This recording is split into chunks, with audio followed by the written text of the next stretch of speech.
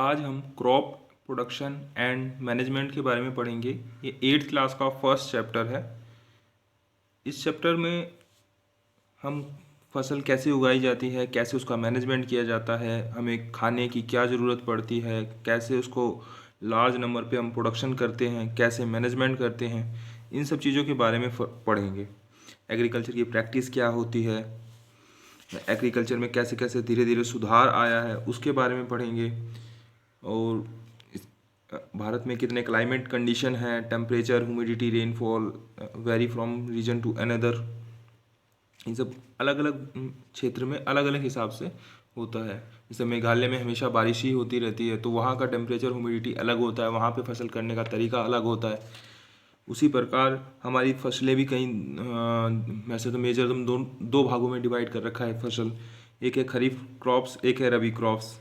ये खरीफ हमारी rainy season में होती है, ये जून टू सितंबर।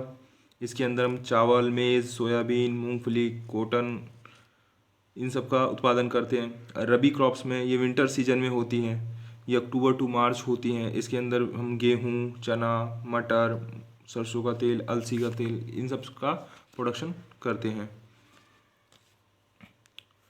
और जो पल्स वेजिटेबल होती हैं, pulses dal vegetables are grown during the summer at many place. कहीं कहीं गर्मियों में भी उगाया जाता है ये दाल को, वेजिटेबल्स को। मैन्योर, खाद उर्वरक का कैसे प्रयोग करते हैं, मिट्टी का कैसे यूज़ किया जाता है खेती के अंदर, कंपोस्ट खाद को कैसे यूज़ किया जाता है, बुआई कैसे की जाती है, सिंचाई कैसे की जाती है, जंगली घासों से कैसे छुटकारा पाया जाता है, कटाई, स्टोरेज, ये सारी चीज़ों के बारे में इसमें हम पढ़ेंगे। Now we are start the first chapter. Paheli and Boojho went to their uncle Paheli and Boojho went to their uncle house during the summer vacation. Paheli और बूझो दो बच्चे हैं, ये अपने अंकल के घर गए हैं गर्मी की छुट्टियों में। There uncle is a farmer, उनके जो अंकल हैं वो किसान हैं। One day they saw some tools like khurpi, sickle, shovels, plough, ETC in the field. उन्होंने कुछ टूल्स देखे हैं, जो औजार होते हैं, जो खेती करने के लिए जो औजार होते हैं वो वाले टूल देखते हैं बच्चे। खुरपी देखते हैं, अब खुरपी का जो डिज़ाइन होगा वो मैं आपको, आप कभी गांव में गए होंगे तो देखा भी होगा आपने, या आपके यहाँ जो गार्डनर आता है, जो माली आता है, उसके पास ऐसे खुरपी रहती है, ये लक्कड़ का हैंडल होता है और यहाँ से ये प्लेन तीखा होता है थोड़ा कम, जिससे मिट्टी खोदने में आसानी हो, इसे खुरपी कहेंगे हम।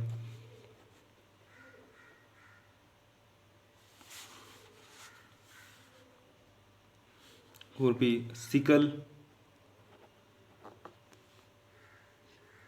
सिकल हम आरी को कहते हैं। जब आप कभी गांव में गए होंगे तो गाय भैंस को जैसे चरी काटी जाती है उसको हम सिकल कहते हैं। इसका फिगर कुछ, सॉरी दिखा रहे, इसको कुछ फिगर इस तरह होगा हमारा, यहाँ पे इसकी दांतें होंगे, ड्राइंग थोड़ा कम अच्छी है, समझना बस। ये चरी उरी इससे काटी जाती है, गेहूँ इससे काटा जाता है, सिकल्स इसे आरी कहते हैं। दूसरा क्या है, सोवल।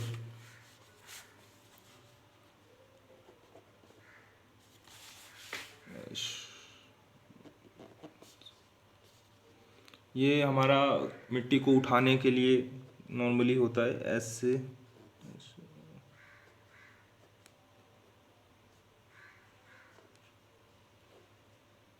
इसमें एक लक्कड़ सी हल्की सी लगी होगी।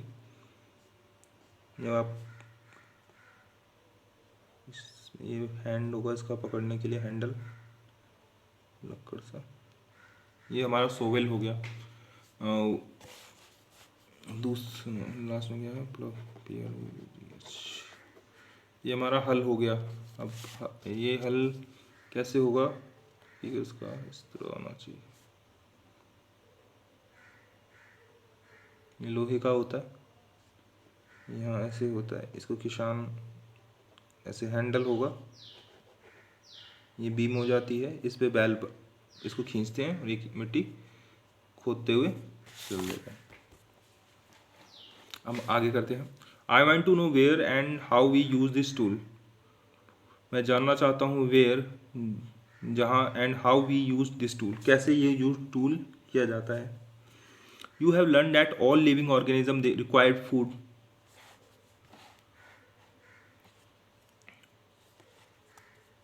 You have learned that all living organisms require food. आपको याद होगा कि हमें हर जो भी ऑर्गेनिज्म है, जो भी जीव है, उसे खाने की ज़रूरत पड़ती है। ये हम पहले से भी पढ़ते हुए आए हैं, पिछली क्लासों में हमने पढ़ा हुआ है। Plant can make their food themselves. Plant अपना खाना खुद ही बनाते हैं फोटोसिंथेसिस के जरिए।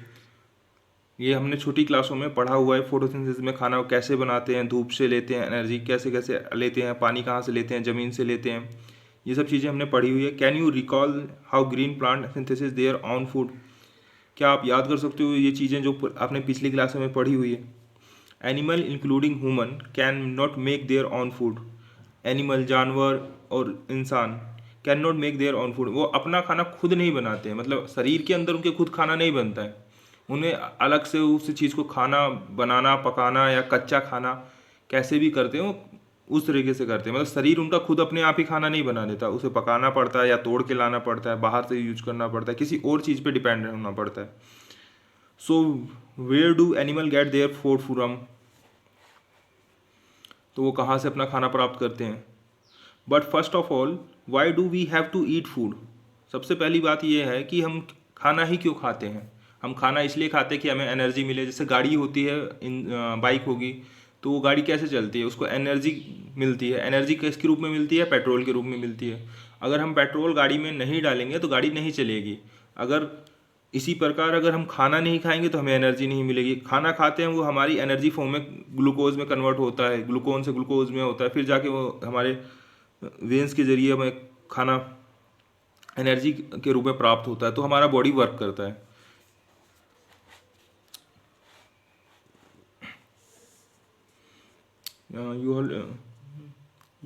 you already know that the energy from the food is utilized by organism।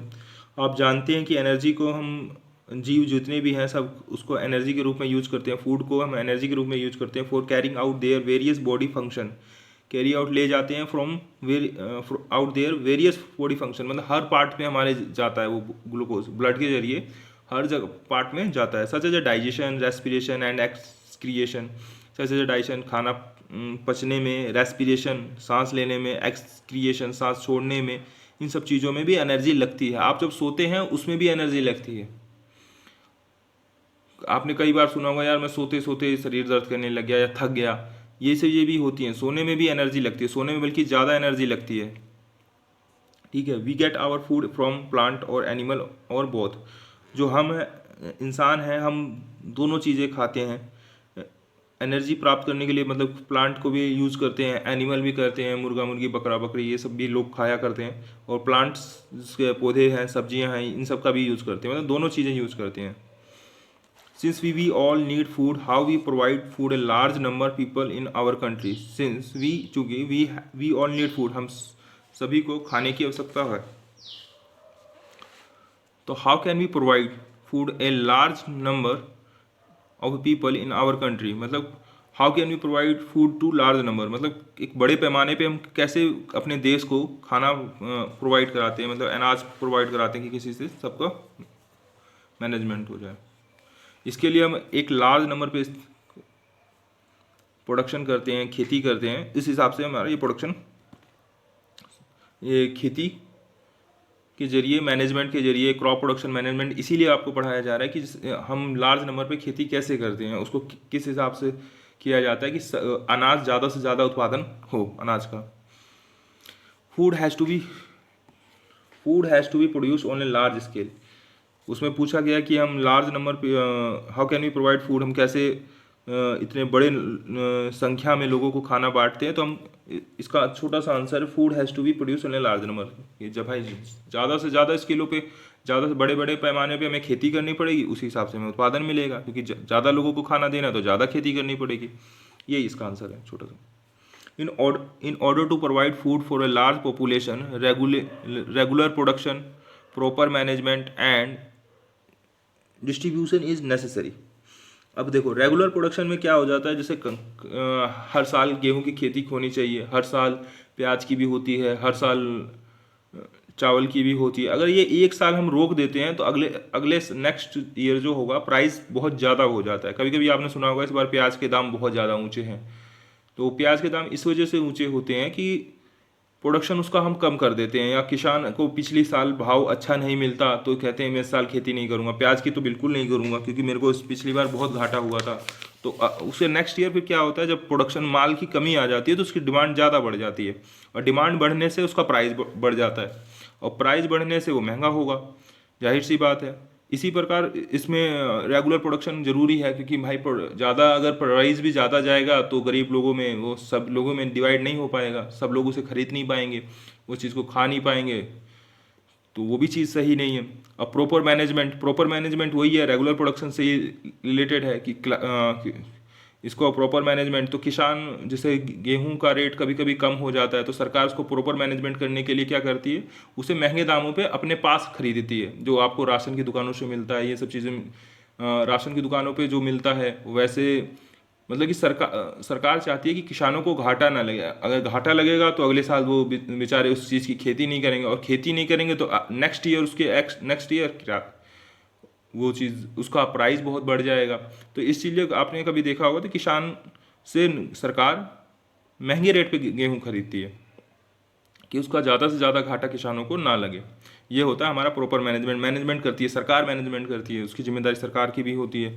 And distribution is necessary कि हर जगह हर चीज़ का उत्पादन नहीं होता है। अब जैसे हरियाणा में है तो हरियाणा में गेहूं का ज़्यादा उत्पादन होता है, चावल का हल्का कम होता है। यूपी, बिहार, पश्चिम बंगाल, यहाँ चावल का अच्छा उत्पादन होता है, और एमपी हो गया, यहाँ पे भी होता है। तो यहाँ से यहाँ डिस्ट्रीब्यूशन होना चाहिए, नहीं तो वहाँ के लोगों को चावल नहीं अच्छे मिलेंगे।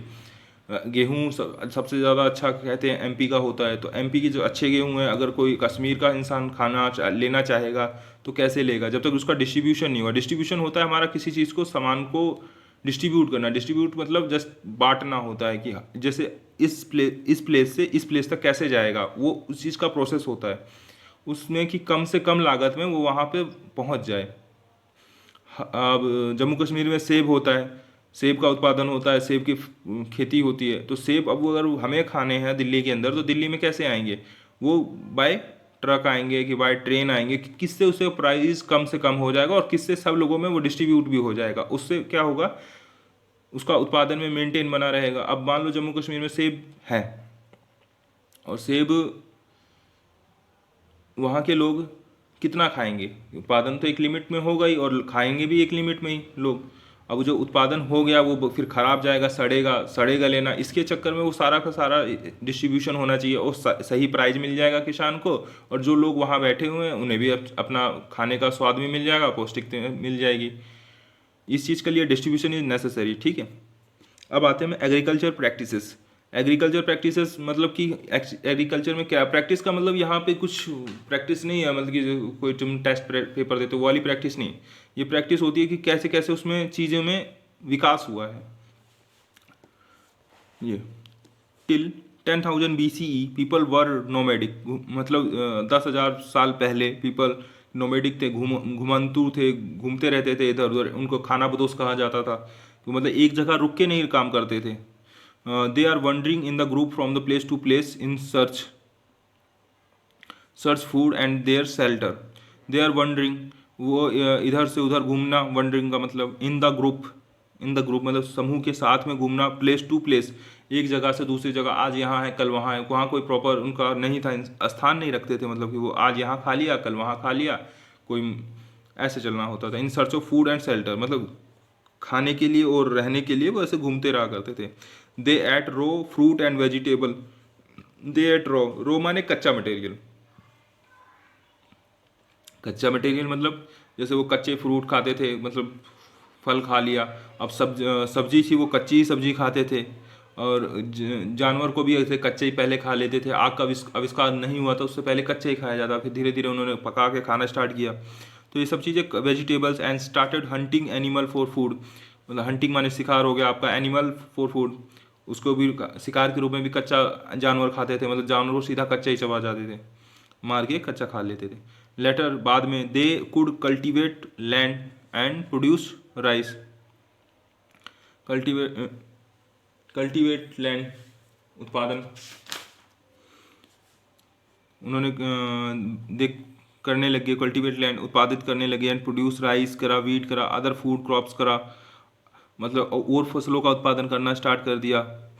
Thus was a born agriculture, इस प्रकार एग्रीकल्चर का जन्म हुआ, मतलब धीरे धीरे उसमें सुधार होता गया, वो एग्रीकल्चर में आविष्कार मतलब उसका जन्म हुआ, उसका आविष्कार हुआ धीरे धीरे। उसमें कुछ चीज़ें जैसे कि ये चीज़ें उन्हें अच्छी लगी कि क्या सही है क्या नहीं है, कौन सी खेती कौन से टाइम में करनी चाहिए, धीरे धीरे उसको पता लगा लोगों को, और उसको उसी चीज सिस्टम में मैनेजमेंट करना स्टार्ट कर दिया गया। When plant of the same kind are cultivated at a one place on a large scale, it is called crop.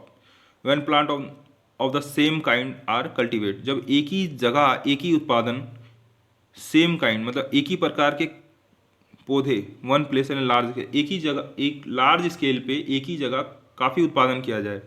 जैसे आपने कभी भी देखा होगा गेहूं का उत्पादन, गेहूं के खेत में गए होगे तो गेहूं का ही उत्पादन होता है एक बड़े पैमाने पे, एक बड़े पैमाने पे गेहूं का ही उत्पादन होता है, तो उसको हम क्रॉप कहेंगे, मतलब फसल कहेंगे।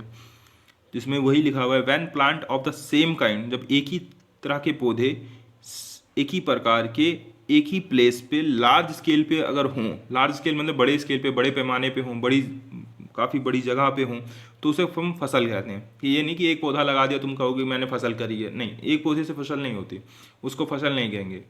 उसको जब कई सारे पौधे एक ही जगह लगे होंगे उसको फसल कहेंगे। ये क्रॉप मतलब फसल होता है। For example crop of the wheat means that's all plant grown in the field are the wheat that of wheat. एक एग्जाम्पल के थ्रू बताया गया है, क्रॉप ऑफ व्हीट मतलब फसल, गेहूं का उत्पादन, गेहूं की फसल का मतलब ये है that all plant grown in the field are that what of wheat, मतलब जितने भी पौधे हैं गेहूं की फसल जहाँ करी गई है, कोई कहता है मैंने गेहूं की फसल करी है, तो इसका मतलब ये है कि उसने एक जगह पे गेहूं के ही पौधे लगाए हुए हैं, काफ़ी सारे लगाए हुए हैं, काफ़ी मतलब अपने फील्ड खेतों में। ठीक है, you already second you already know that the crops are of different types like cereal, vegetable, fruits. These can be classified on the basis of the season in the which they grow. You already know that the crops are of different types like cereals, अनाज, vegetables, fruits सब्जी and फल। आप पहले ही जानते हो कि हमारे पास फसलें कई प्रकार की होती हैं, सब्जी का उत्पादन होता है, अनाज का उत्पादन होता है, फल का उत्पादन होता है, ये सारी फसलों में ही आता है। This can be classified on the basis of the season in which they grow. ये सारे सीजन अपने सीजन पे ही ग्रो किए जाते हैं, ऐसे नहीं है कि कहीं पे भी ग्रो कौन सा भी ग्रो कर दिया जाता है। जैसे नॉर्मली हम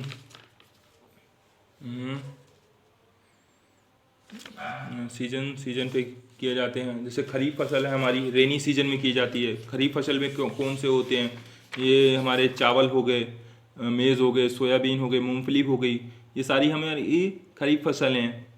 और रबी फसल हैं, ये भी सीजन के अकॉर्डिंग ही चलती हैं, ये विंटर सीजन में चलेंगी, ये अक्टूबर टू मार्च होती हैं। वीट होता है, गेहूँ होता है इसमें उत्पादन, मटर होगा, मस्टर्ड होगा, अलसी होगा, ये सारा चीज़ें हमारी रबी क्रॉप्स में आ जाएंगी। इसी प्रकार से सीजन में हो रही है ना, तो खरीफ हमारी कब हो गई, रेन सीजन में, खरीफ हो गई बारिश के सीजन में, और रबी हो गई हमारी सर्दी के सीजन में। तो यानी सीजन पे डिपेंड करती है, क्लासीफाई कर रखा है उसी चीज़ से हमने, क्योंकि ये उत्पादन तभी होगा। India is a vast country, मतलब इंडिया एक बहुत बड़ी कंट्री है। इसमें the climatic condition like temperature, humidity, rainfall vary from one region to another, मतलब इसमें कहा है कि इंडिया हमारी बहुत बड़ी कंट्री है। इसमें climatic condition like temperature, humidity, rainfall, ये टेम्परेचर हमारा तापमान जो होता है, कब गर्मी होती है, जैसे यहाँ पे गर्मियों के टाइम में बहुत ज़्यादा गर्मी होती है दिल्ली में, और वहीं जम्मू कश्मीर में मौसम थोड़ा ठंडा होता है, वहाँ का टेम्परेचर अलग है, यहाँ का टेम्परेचर अलग है, तो खेती भी अलग अलग होगी। ह्यूमिडिटी, मेघालय में हमेशा बारिश सबसे ज़्यादा होती है भारत में, मेघालय, तो यहाँ मतलब जिस एरिया में राजस्थान में कम होती है वहाँ की ह्यूमिडिटी कम होगी, और वहाँ ह्यूमिडिटी ज़्यादा होगी, तो उस हिसाब से भी खेती की जाती है। रेनफॉल, बारिश, vary from one region to another region, मतलब एक क्षेत्र से दूसरे क्षेत्र में वेरी करता है। कि वेरी क्या करता है, मतलब डिफरेंस करता है, डिफरेंस रखता है। कि वो ज़रूरी नहीं है कि वो जो दिल्ली में जितनी गर्मी है आपके गांव में भी एट ए टाइम उतनी ही गर्मी होगी, नहीं। बारिश अगर दिल्ली में हो रही है तो हर जगह बारिश नहीं होती है, ठीक है। According there is a rice.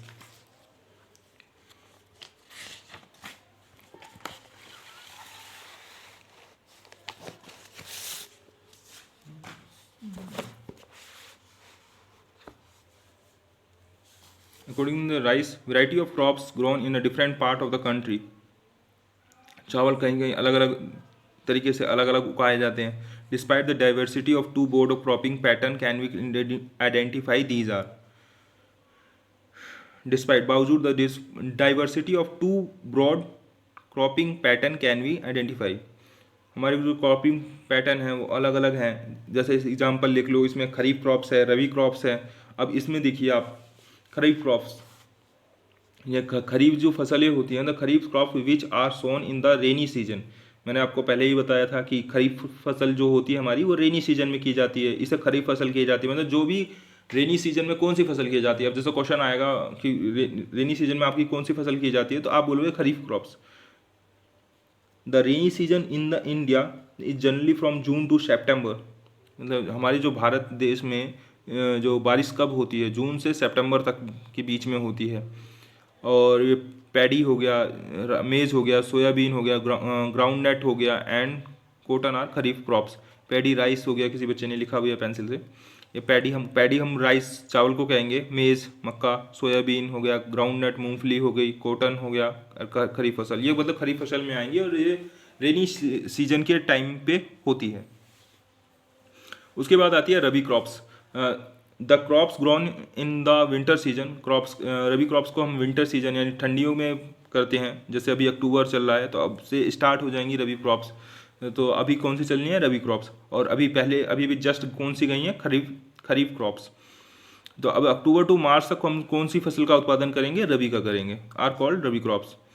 The example of rabi crops are wheat, गेहूं का उत्पादन होगा, ग्रेन्स चने का, पी मटर, मस्टर्ड सरसों के तेल का, लिनसीड,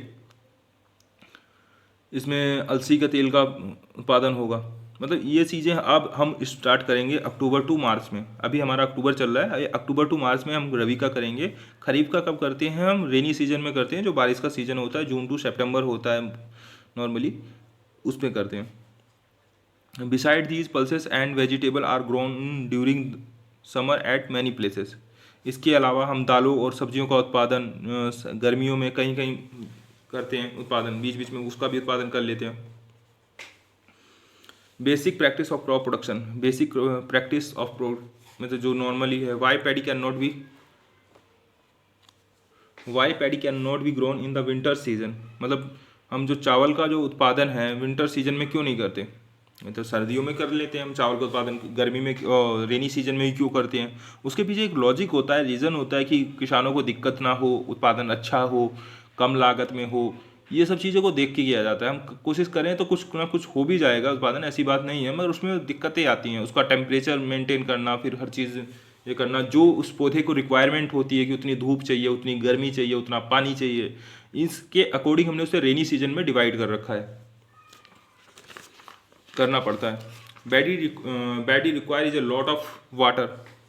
जो हमारा जो चावल का पौधा हो तो वो सबसे ज़्यादा पानी मांगता है। Therefore it is grown only in the rainy season. मतलब रेनी सीजन में वो पानी ज़्यादा मांगता है। वहीं बारिश का है, बारिश हुई, उसको किसान को फ्री में पानी मिल गया, ना उसकी बिजली लगी, ना उसको रहट लगानी पड़ी या कुछ और पानी का अदर सोर्स करना पड़ा, ना मेहनत लगी ज़्यादा, तो वो पानी भी पूरा में से मिल गया। और बारिश के पानी में मिनरल भी होते हैं, तो मतलब उसको सस्ता ही पड़ता है कुल मिला के। अगर यही चीज़ अगर विंटर सीजन में करता तो उसे पानी का अपना पूरा लगाना पड़ता, मिट्टी में नमी कम होती, ये सब चीज़ों का होता, पानी का खर्चा उसका ज़्यादा से ज़्यादा आ जाता, फिर उसका प्राइस, उसका प्रोडक्शन ऑफ कॉस्ट बढ़ जाती, तो वो चीज़ें उसके लिए अच्छी नहीं होती, महंगा पड़ता। इसलिए वो क्यों इतनी टेंशन लेगा, जब रेनी सीजन में बारिश हो रही है तो उसी में कर लेगा। इसकी जगह अगर वो दूसरी फसल रेनी सीजन में लगाता, जस्ट लाइक गेहूं का उत्पादन करता, उसमें इतना वो चाहिए नहीं, क्या कहते हैं, पानी चाहिए ही नहीं। और पानी नहीं चाहिए तो फिर वो गेहूँ उगा नहीं सकता, फिर ज़मीन उसकी खाली पड़ी रह जाएगी। इससे बेहतर है कि वो season by two season production करे क्रॉप का, तो वो अच्छा प्रोडक्शन भी करेगा और उसका पूरा यूटिलाइज भी होगा उसकी जो खेती है। Cultivation of crops involves several activities undertaken by farmer over a period time. You may find that these activities are similar to those carried out by a gardener or even by you when you grow ornamental plant in your house. Cultivation उत्पादन of crops, crops का उत्पादन करना, खेती करना, involve several activities, मतलब कई activities में है हमारे फार्मर में over a period of time. you may find that these activities are similar to those carried out.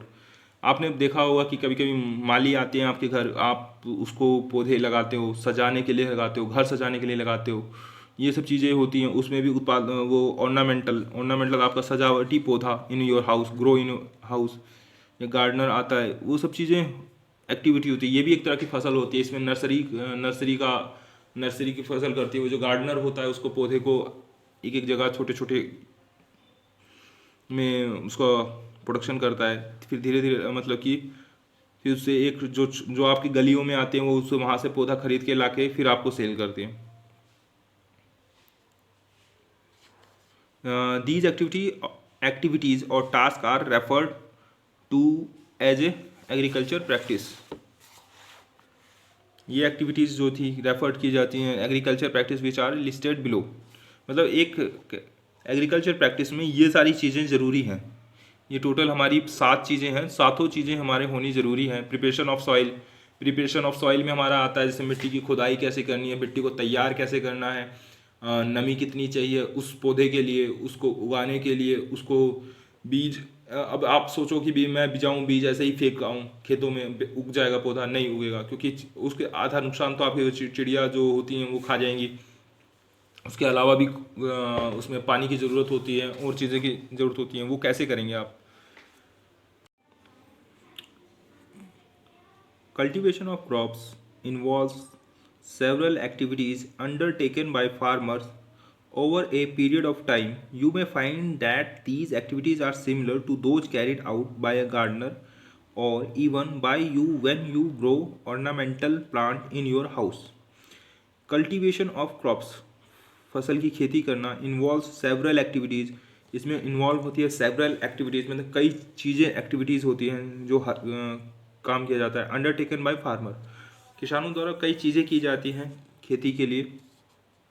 Over a period of time to कई खेती की जाती हैं। कभी उसमें फसल में हमारी छोटी मोटी घासें हो जाती हैं, वो वाली निकालनी पड़ती है, उसमें पानी दिया जाता है टाइम टू टाइम। उसके अलावा भी कई काम होते हैं, फसल को पेड़ों का ध्यान रखा जाता है, कीटनाशक दवाइयाँ छिड़की जाती हैं। ये कई इन्वॉल्व एक्टिविटीज़ होती हैं ये जो किसान करता है time to time. You find that these activities are similar to those carried out. आप पाओगे कि ये वाली एक्टिविटीज़ आप तब भी देखते होंगे जब आपका गार्डनर आता होगा आपके ornamental plant, grow ornamental plant, जो आपके घर में सजावट के लिए पौधे लगाए जाते हैं, जो खरीदे जाते हैं, उसको जो गार्डनर माली आता है उसमें वो दवाइयाँ डालता है। अगर कोई उसमें कीड़े लगते हैं उसकी दवाइयाँ डालता है, उसको चीज़ें टाइम टू टाइम करता है। खाद टाइम टू टाइम तुम आप सब अपडेट करवाते होगे, उसमें डलवाते होगे। पानी आप टाइम टू टाइम डालते होगे, माली तो नहीं डालता मगर आप डालते हो। वो चीज़ें वो एक्टिविटीज़ में ही आती हैं उस चीज़ की। These activities or task are referred to agriculture practice which are listed below. Agriculture practice में हमारी चीज़ें होती हैं जैसे कि आपके जो माली आता है वो प्रिपरेशन ऑफ सॉइल, जब भी वो नया पौधा लगाता है तो खुरपी से खोदता है उसे और उस मिट्टी को ऊपर नीचे करता है, छोटे छोटे भागों में करता है जिससे उसके पार्ट छोटे छोटे हो जाए। बीज के अंदर डालता है, बुआई करता है। एंड मैन्योर एंड फर्टिलाइज़र,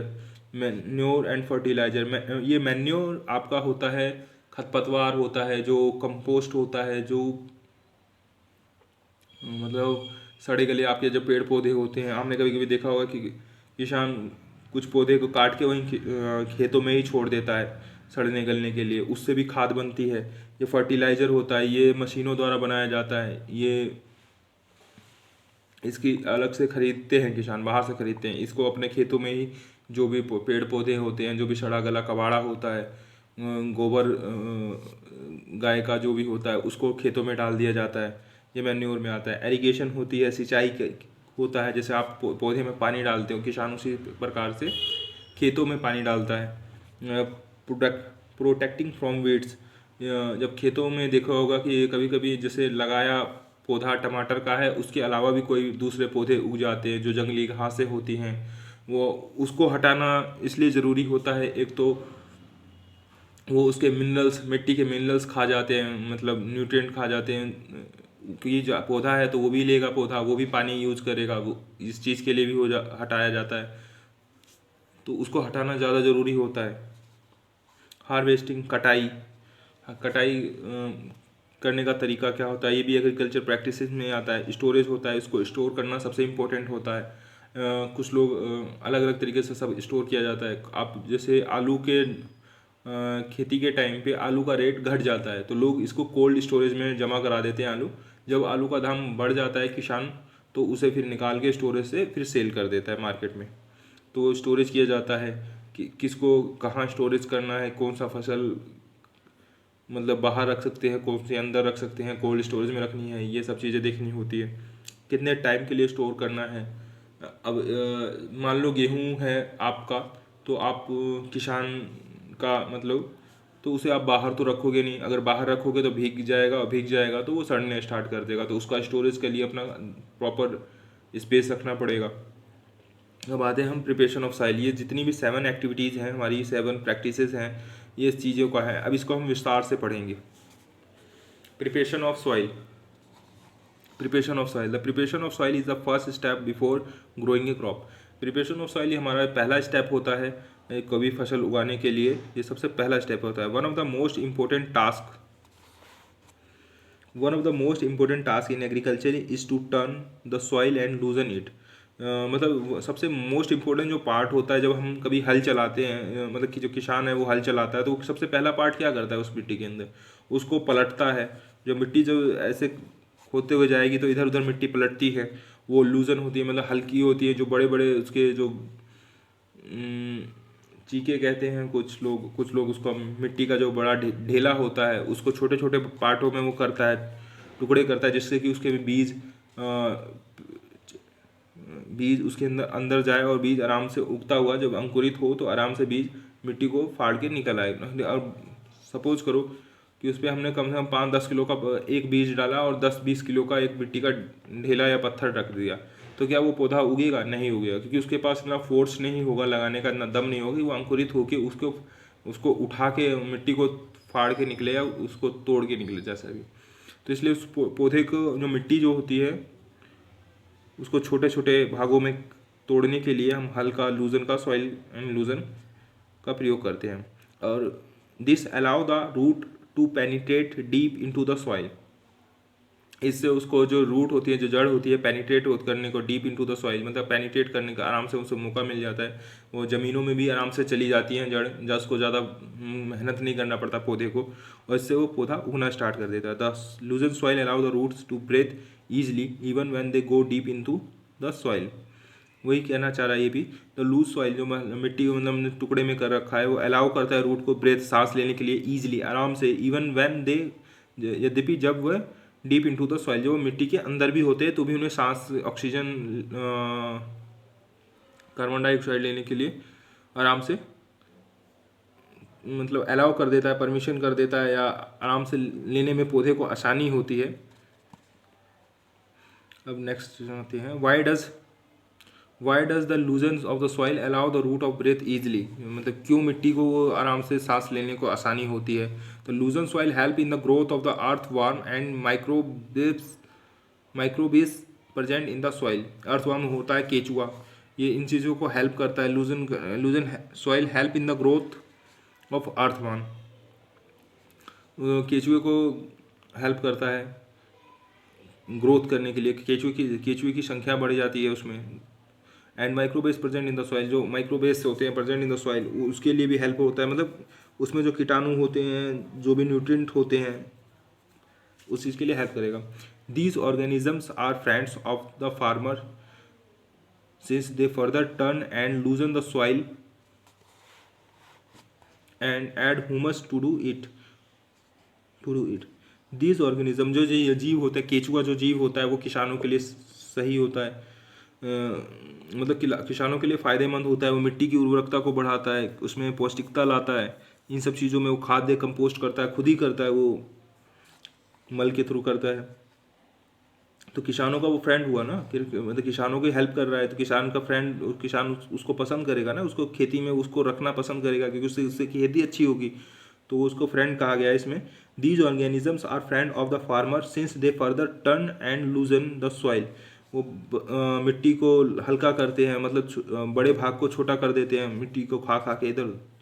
तो loosen and humus to do it, and जो ऊपरी परत होती है उसमें खाद कंपोस्ट करते हैं, वो अपने आप ही करते हैं, मतलब कि जो वो खाते हैं उसे, उसको जो मल करते हैं उससे कंपोस्ट होता है, तो हुमस होता है। हुमस हमारी जो ऊपर की मिट्टी की परत जो होती है उसको हम हुमस कहते हैं। ये कुछ लेयर तक होती है। इस चीज़ को वो फिर नीचे तक जब किसान हल चलाता है, देखो यहाँ पे आप किसान हल चला रहा है, तो इसकी जो मिट्टियाँ होती हैं, जो ऊपर वाली परत होती है वो नीचे आती है, नीचे वाली से परत ऊपर गिर होती है जब ये खोदते हुए जाता है। अभी हम यहाँ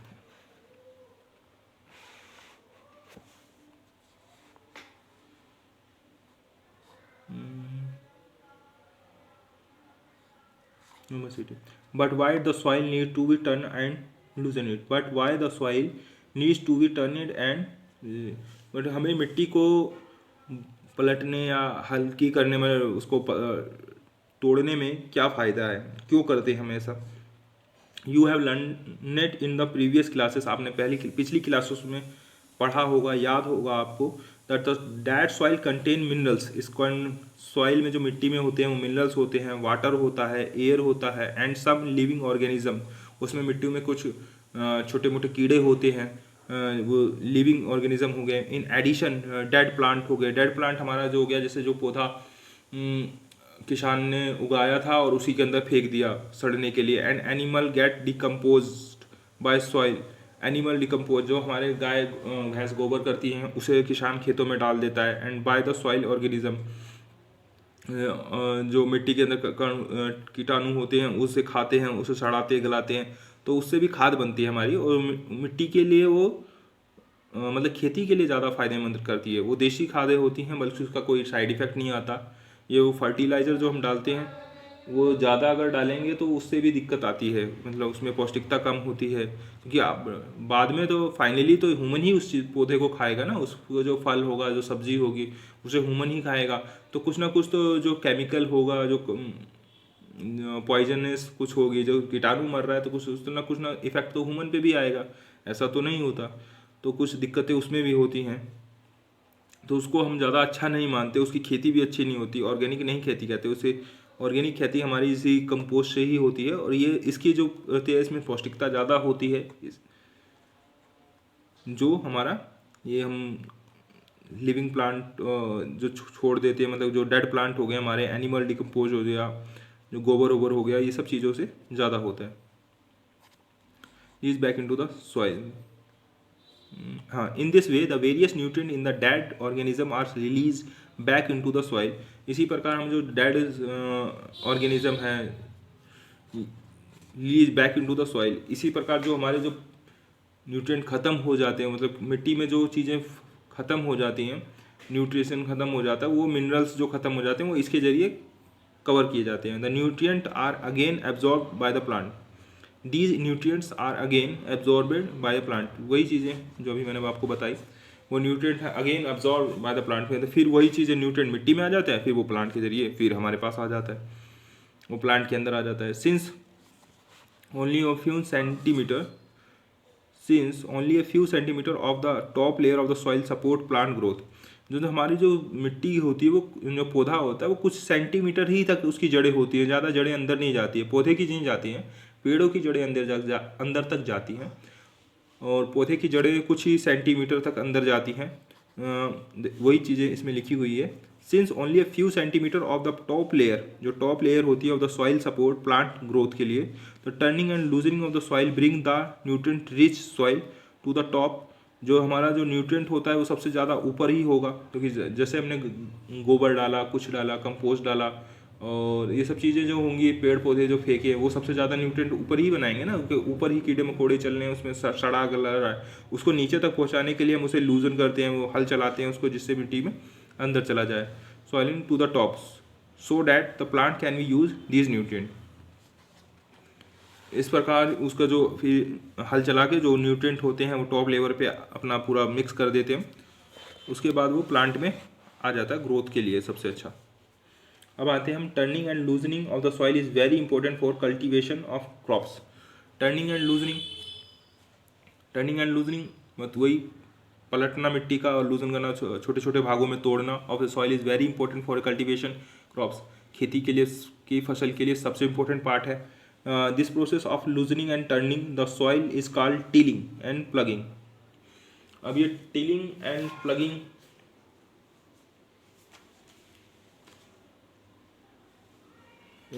टिलिंग एंड प्लगिंग एक ही वर्ड है, इसका सिनोनिम है, ये जोतना होता है। The process of loosening and turning of the soil is called tilling. मतलब जो हम प्रोसेस है, ये जो प्रक्रिया है जो हमारी, जो कहते हैं हम इसको मिट्टी को ढीला करते हैं और खोदते हैं, लूजनिंग करते हैं। ढीला करना मतलब कि उसको खोद दिया तो वो उसके जो लूजनिंग, ढीला करना, जैसे किसान उसको हल से जोतता है तो वो ढीला ही होता है, क्योंकि एक शेप में नहीं आता, वो अपनी मजबूती छोड़ देता है और वो बाहर ऐसे अपना हो जाता है। फिर उसको टर्निंग कर, उसको पलट दिया जाता है, वो हल से ही पलटता भी चला जाता है, क्योंकि एक के बाद इधर चलाते फिर इधर हल चलाते तो वो मिट्टी इधर से उधर गिरती है और छोटे छोटे भागों में हो जाती है। इस प्रोसेस को क्या करते हैं हम, इस प्रोसेस को हम जोताई कहते हैं, जोतना कहते हैं। उस खेत को जोत दिया गया है, इस तरह इसको कहते हैं। इसकी ये टिलिंग और प्लॉगिंग ये दोनों एक दूसरे के सिनोनिम है। This is done by using a plough, this is done by using a plough. Ploughs are made for wood or iron. ये मतलब जो हल होता है हमारा वो लक्कड़ का होता है और आयरन होता है, लोहा नीचे उसके एंड पॉइंट पे होता है, और सारा फेस पूरा जो होता है लक्कड़ का होता है।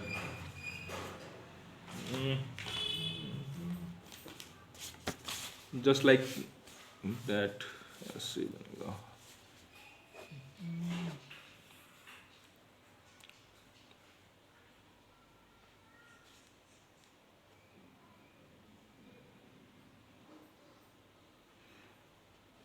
ये बीम हो जाएगा, इस पे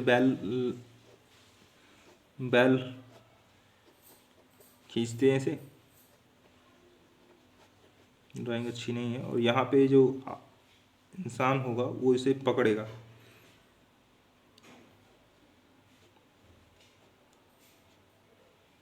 इसे पकड़ेगा और यहाँ से मिट्टियाँ ये मिट्टियाँ इधर इधर इधर इधर गिरती हुई जाएंगी।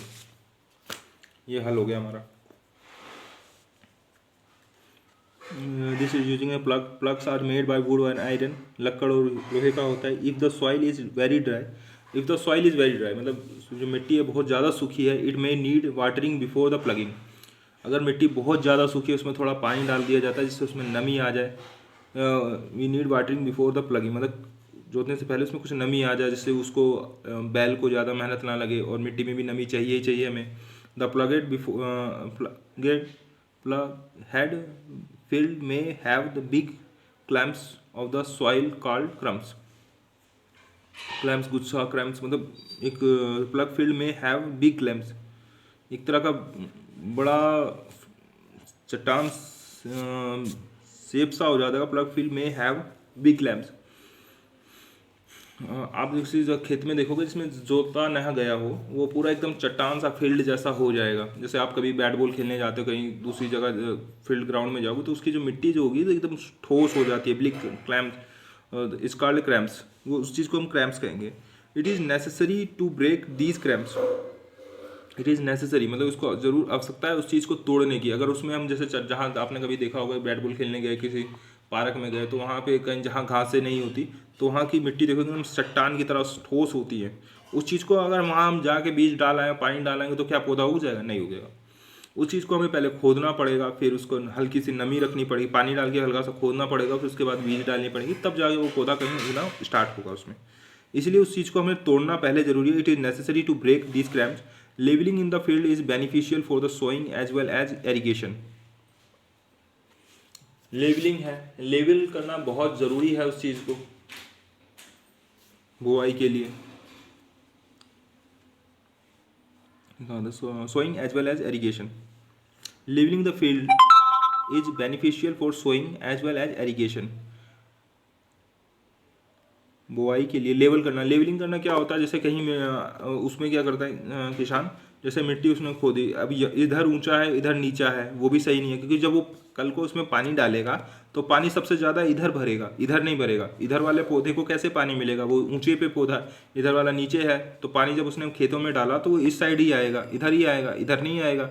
इसलिए वो क्या करेगा, सबसे पहले वो मिट्टी को सबको पूरा बराबर करेगा, लेवल करता है, और उसके बाद उसके अंदर फिर वो बीज उज डाल के फिर पानी डालेगा, तो वो सारा पानी एक लेवल में आएगा, सब पौधे पर सब बराबर जाएगा। अगर वो एक दो ऊपर नीचे होगा तो नहीं हो पाएगा, इसलिए वो सबसे पहले उसको लेवल करेगा बोआई के लिए। फिर irrigation as well as irrigation, सिंचाई के लिए। Levelling of the soil is done with the help of leveller. Leveller होता है एक टूल होता है, उसके द्वारा इसको लेवल किया जाता है। इसमें कभी किसान, इसको ट्रैक्टर के द्वारा भी किया जाता है, और इसको बैलों के द्वारा भी, पुराने जो खेती की जाती थी वो बैलों द्वारा किया जाती है। आज के टाइम में तो ट्रैक्टर ज़्यादा मोस्टली यूज होते हैं। Some time manure is added to the soil before tilling. खेल जोतने से पहले उसमें हम, वही आपने कभी देखा होगा, भाई मामा नाना नानी के घर गए हूँ तो उसके अंदर खेत जोतने से पहले हम उसमें खरपतवार डाल देते थे, गोबर वोबर डाल देते थे, जो वहाँ उनका मतलब रखा होता था, गोबर फेंक देते थे खेतों में। और पेड़ पौधे जो छोटे छोटे जो पौधे होते थे उसको फेंक देते थे। उसके बाद उसको फिर जोतते थे, कि उससे क्या होता है, मिट्टी में न्यूट्रिशन की मात्रा बढ़ जाएगी। This help in the proper mixing A manure with the soil. ये उससे फिर उसके बाद जोत देते थे। इससे क्या होता था, मिट्टी के अंदर वो पूरा जो मैन्योर रहता था, मतलब जो खाद रहती थी वो पूरी की पूरी मिक्स हो जाती थी। Soil is moistened before sowing. Moistened, इससे क्या होता था, मिट्टी में नमी अपने आप आ जाती थी, क्योंकि वो गीला ही होता था, सड़ेगा गलेगा तो नमी रहती है उसमें। ये चीज़ें होती थी before sowing.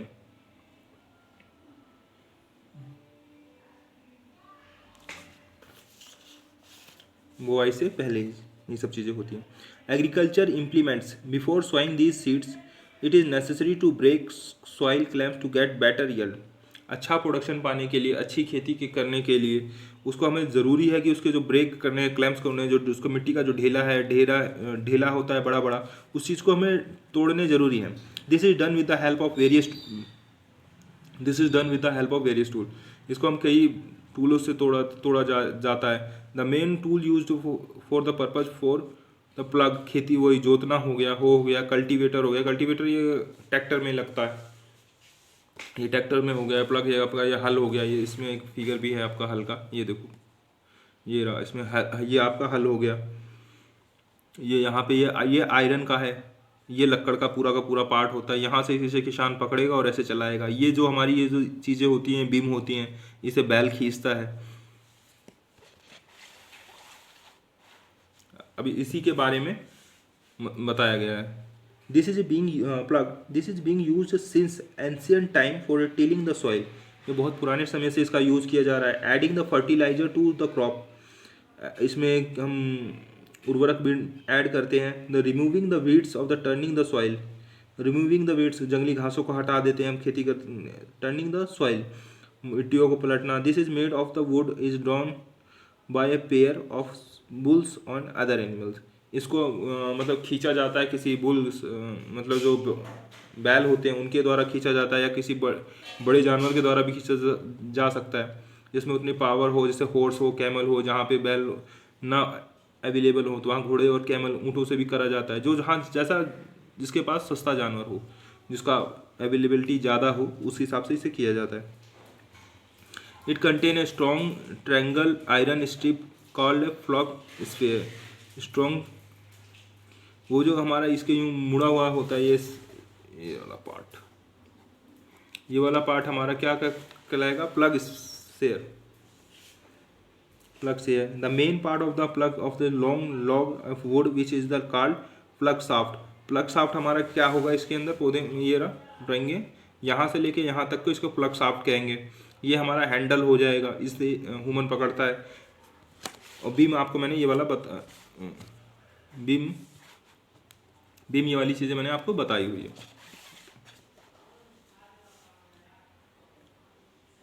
Plug shaft, there is a handle at the end of the at one end of the shaft, मैंने अभी आपको हैंडल भी दिखाया, वो वाला हैंडल पकड़ने के लिए होता है किसान के लिए।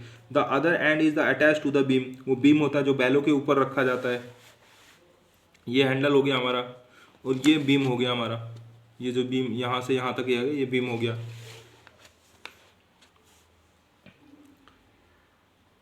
The other end is attach to the beam which is placed on the bulls necks, उसके नेक पे रखते थे हम। One pair of bulls and man can easily operate the plough, मतलब इसके अंदर ही हमें मोस्टली हम जोड़ा यूज़ करते हैं, जोड़ा यूज़ करते हैं बुल का, और इससे जो आदमी होता है, किसान होता है, उसे काम करने में आसानी होती है, इसलिए जोड़ा यूज़ करते हैं।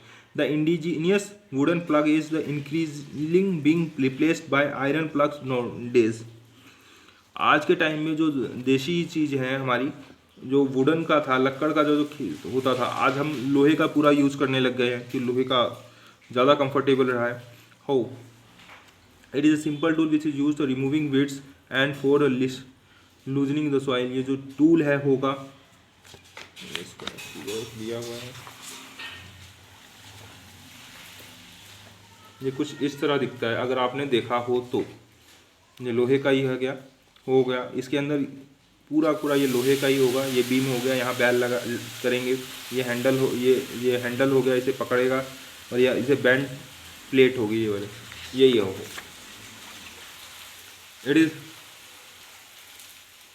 It is a simple tool which is use for removing weeds and for loosening the soil. वही सिंपल रिमूविंग वेट्स, वही जंगली घासों को जो उसमें बेफाल अनवांटेड पौधे होते हैं उन्हें हटाने के लिए और मिट्टी को ढीला करने के लिए इसका यूज़ किया जाता है। It is a long rod and wood or iron, ये लकड़ और आयरन दोनों का हो सकता है। Strong board broad and bent plate iron is mixed to one of its and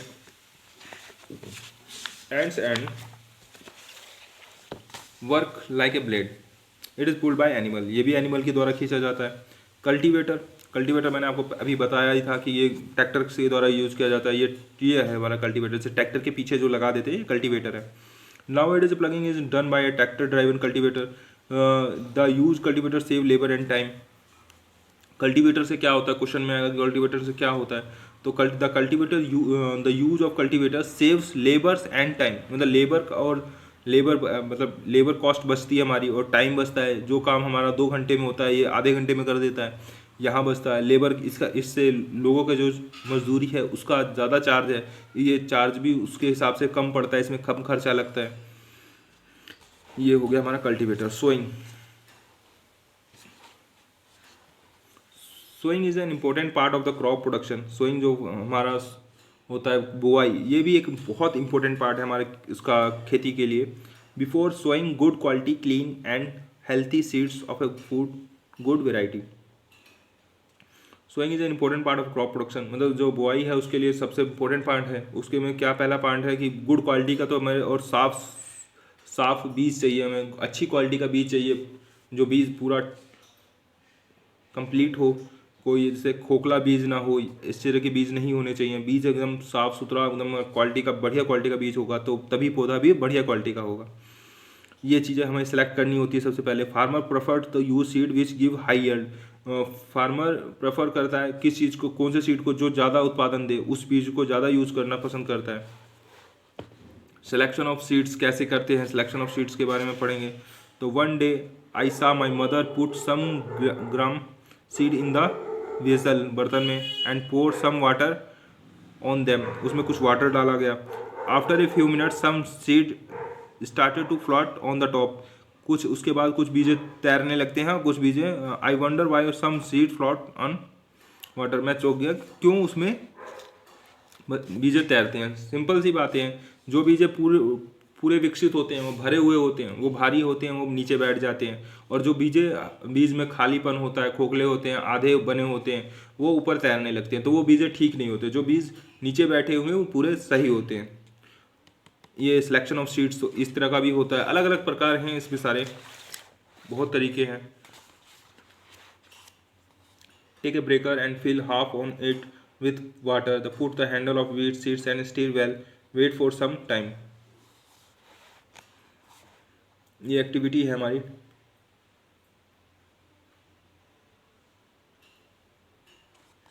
ये एक एक्टिविटी होगी, इसमें आप take a beaker and fill half on it with water. एक कोई बर्तन लो, उसमें आधा पानी डाल दो, उस रहने दो। Put the handful of wheat, एक मुट्ठी पानी एक मुट्ठी गेहूँ लेके उसमें डालो और उसको हिला दो थोड़ा ठीक ठाक से। तो कुछ देर में देखोगे कुछ गेहूँ ऊपर आपके तैरेंगे, कुछ बैठ जाएंगे। उसमें आपको पता लग जाएगा कि कौन सा गेहूँ का दाना सही है, कौन सा नहीं है। जो तैरेगा वो सही नहीं है और जो बैठ जाएगा वो सही है। ये एक्टिविटी है, आप घर पे कर सकते हो।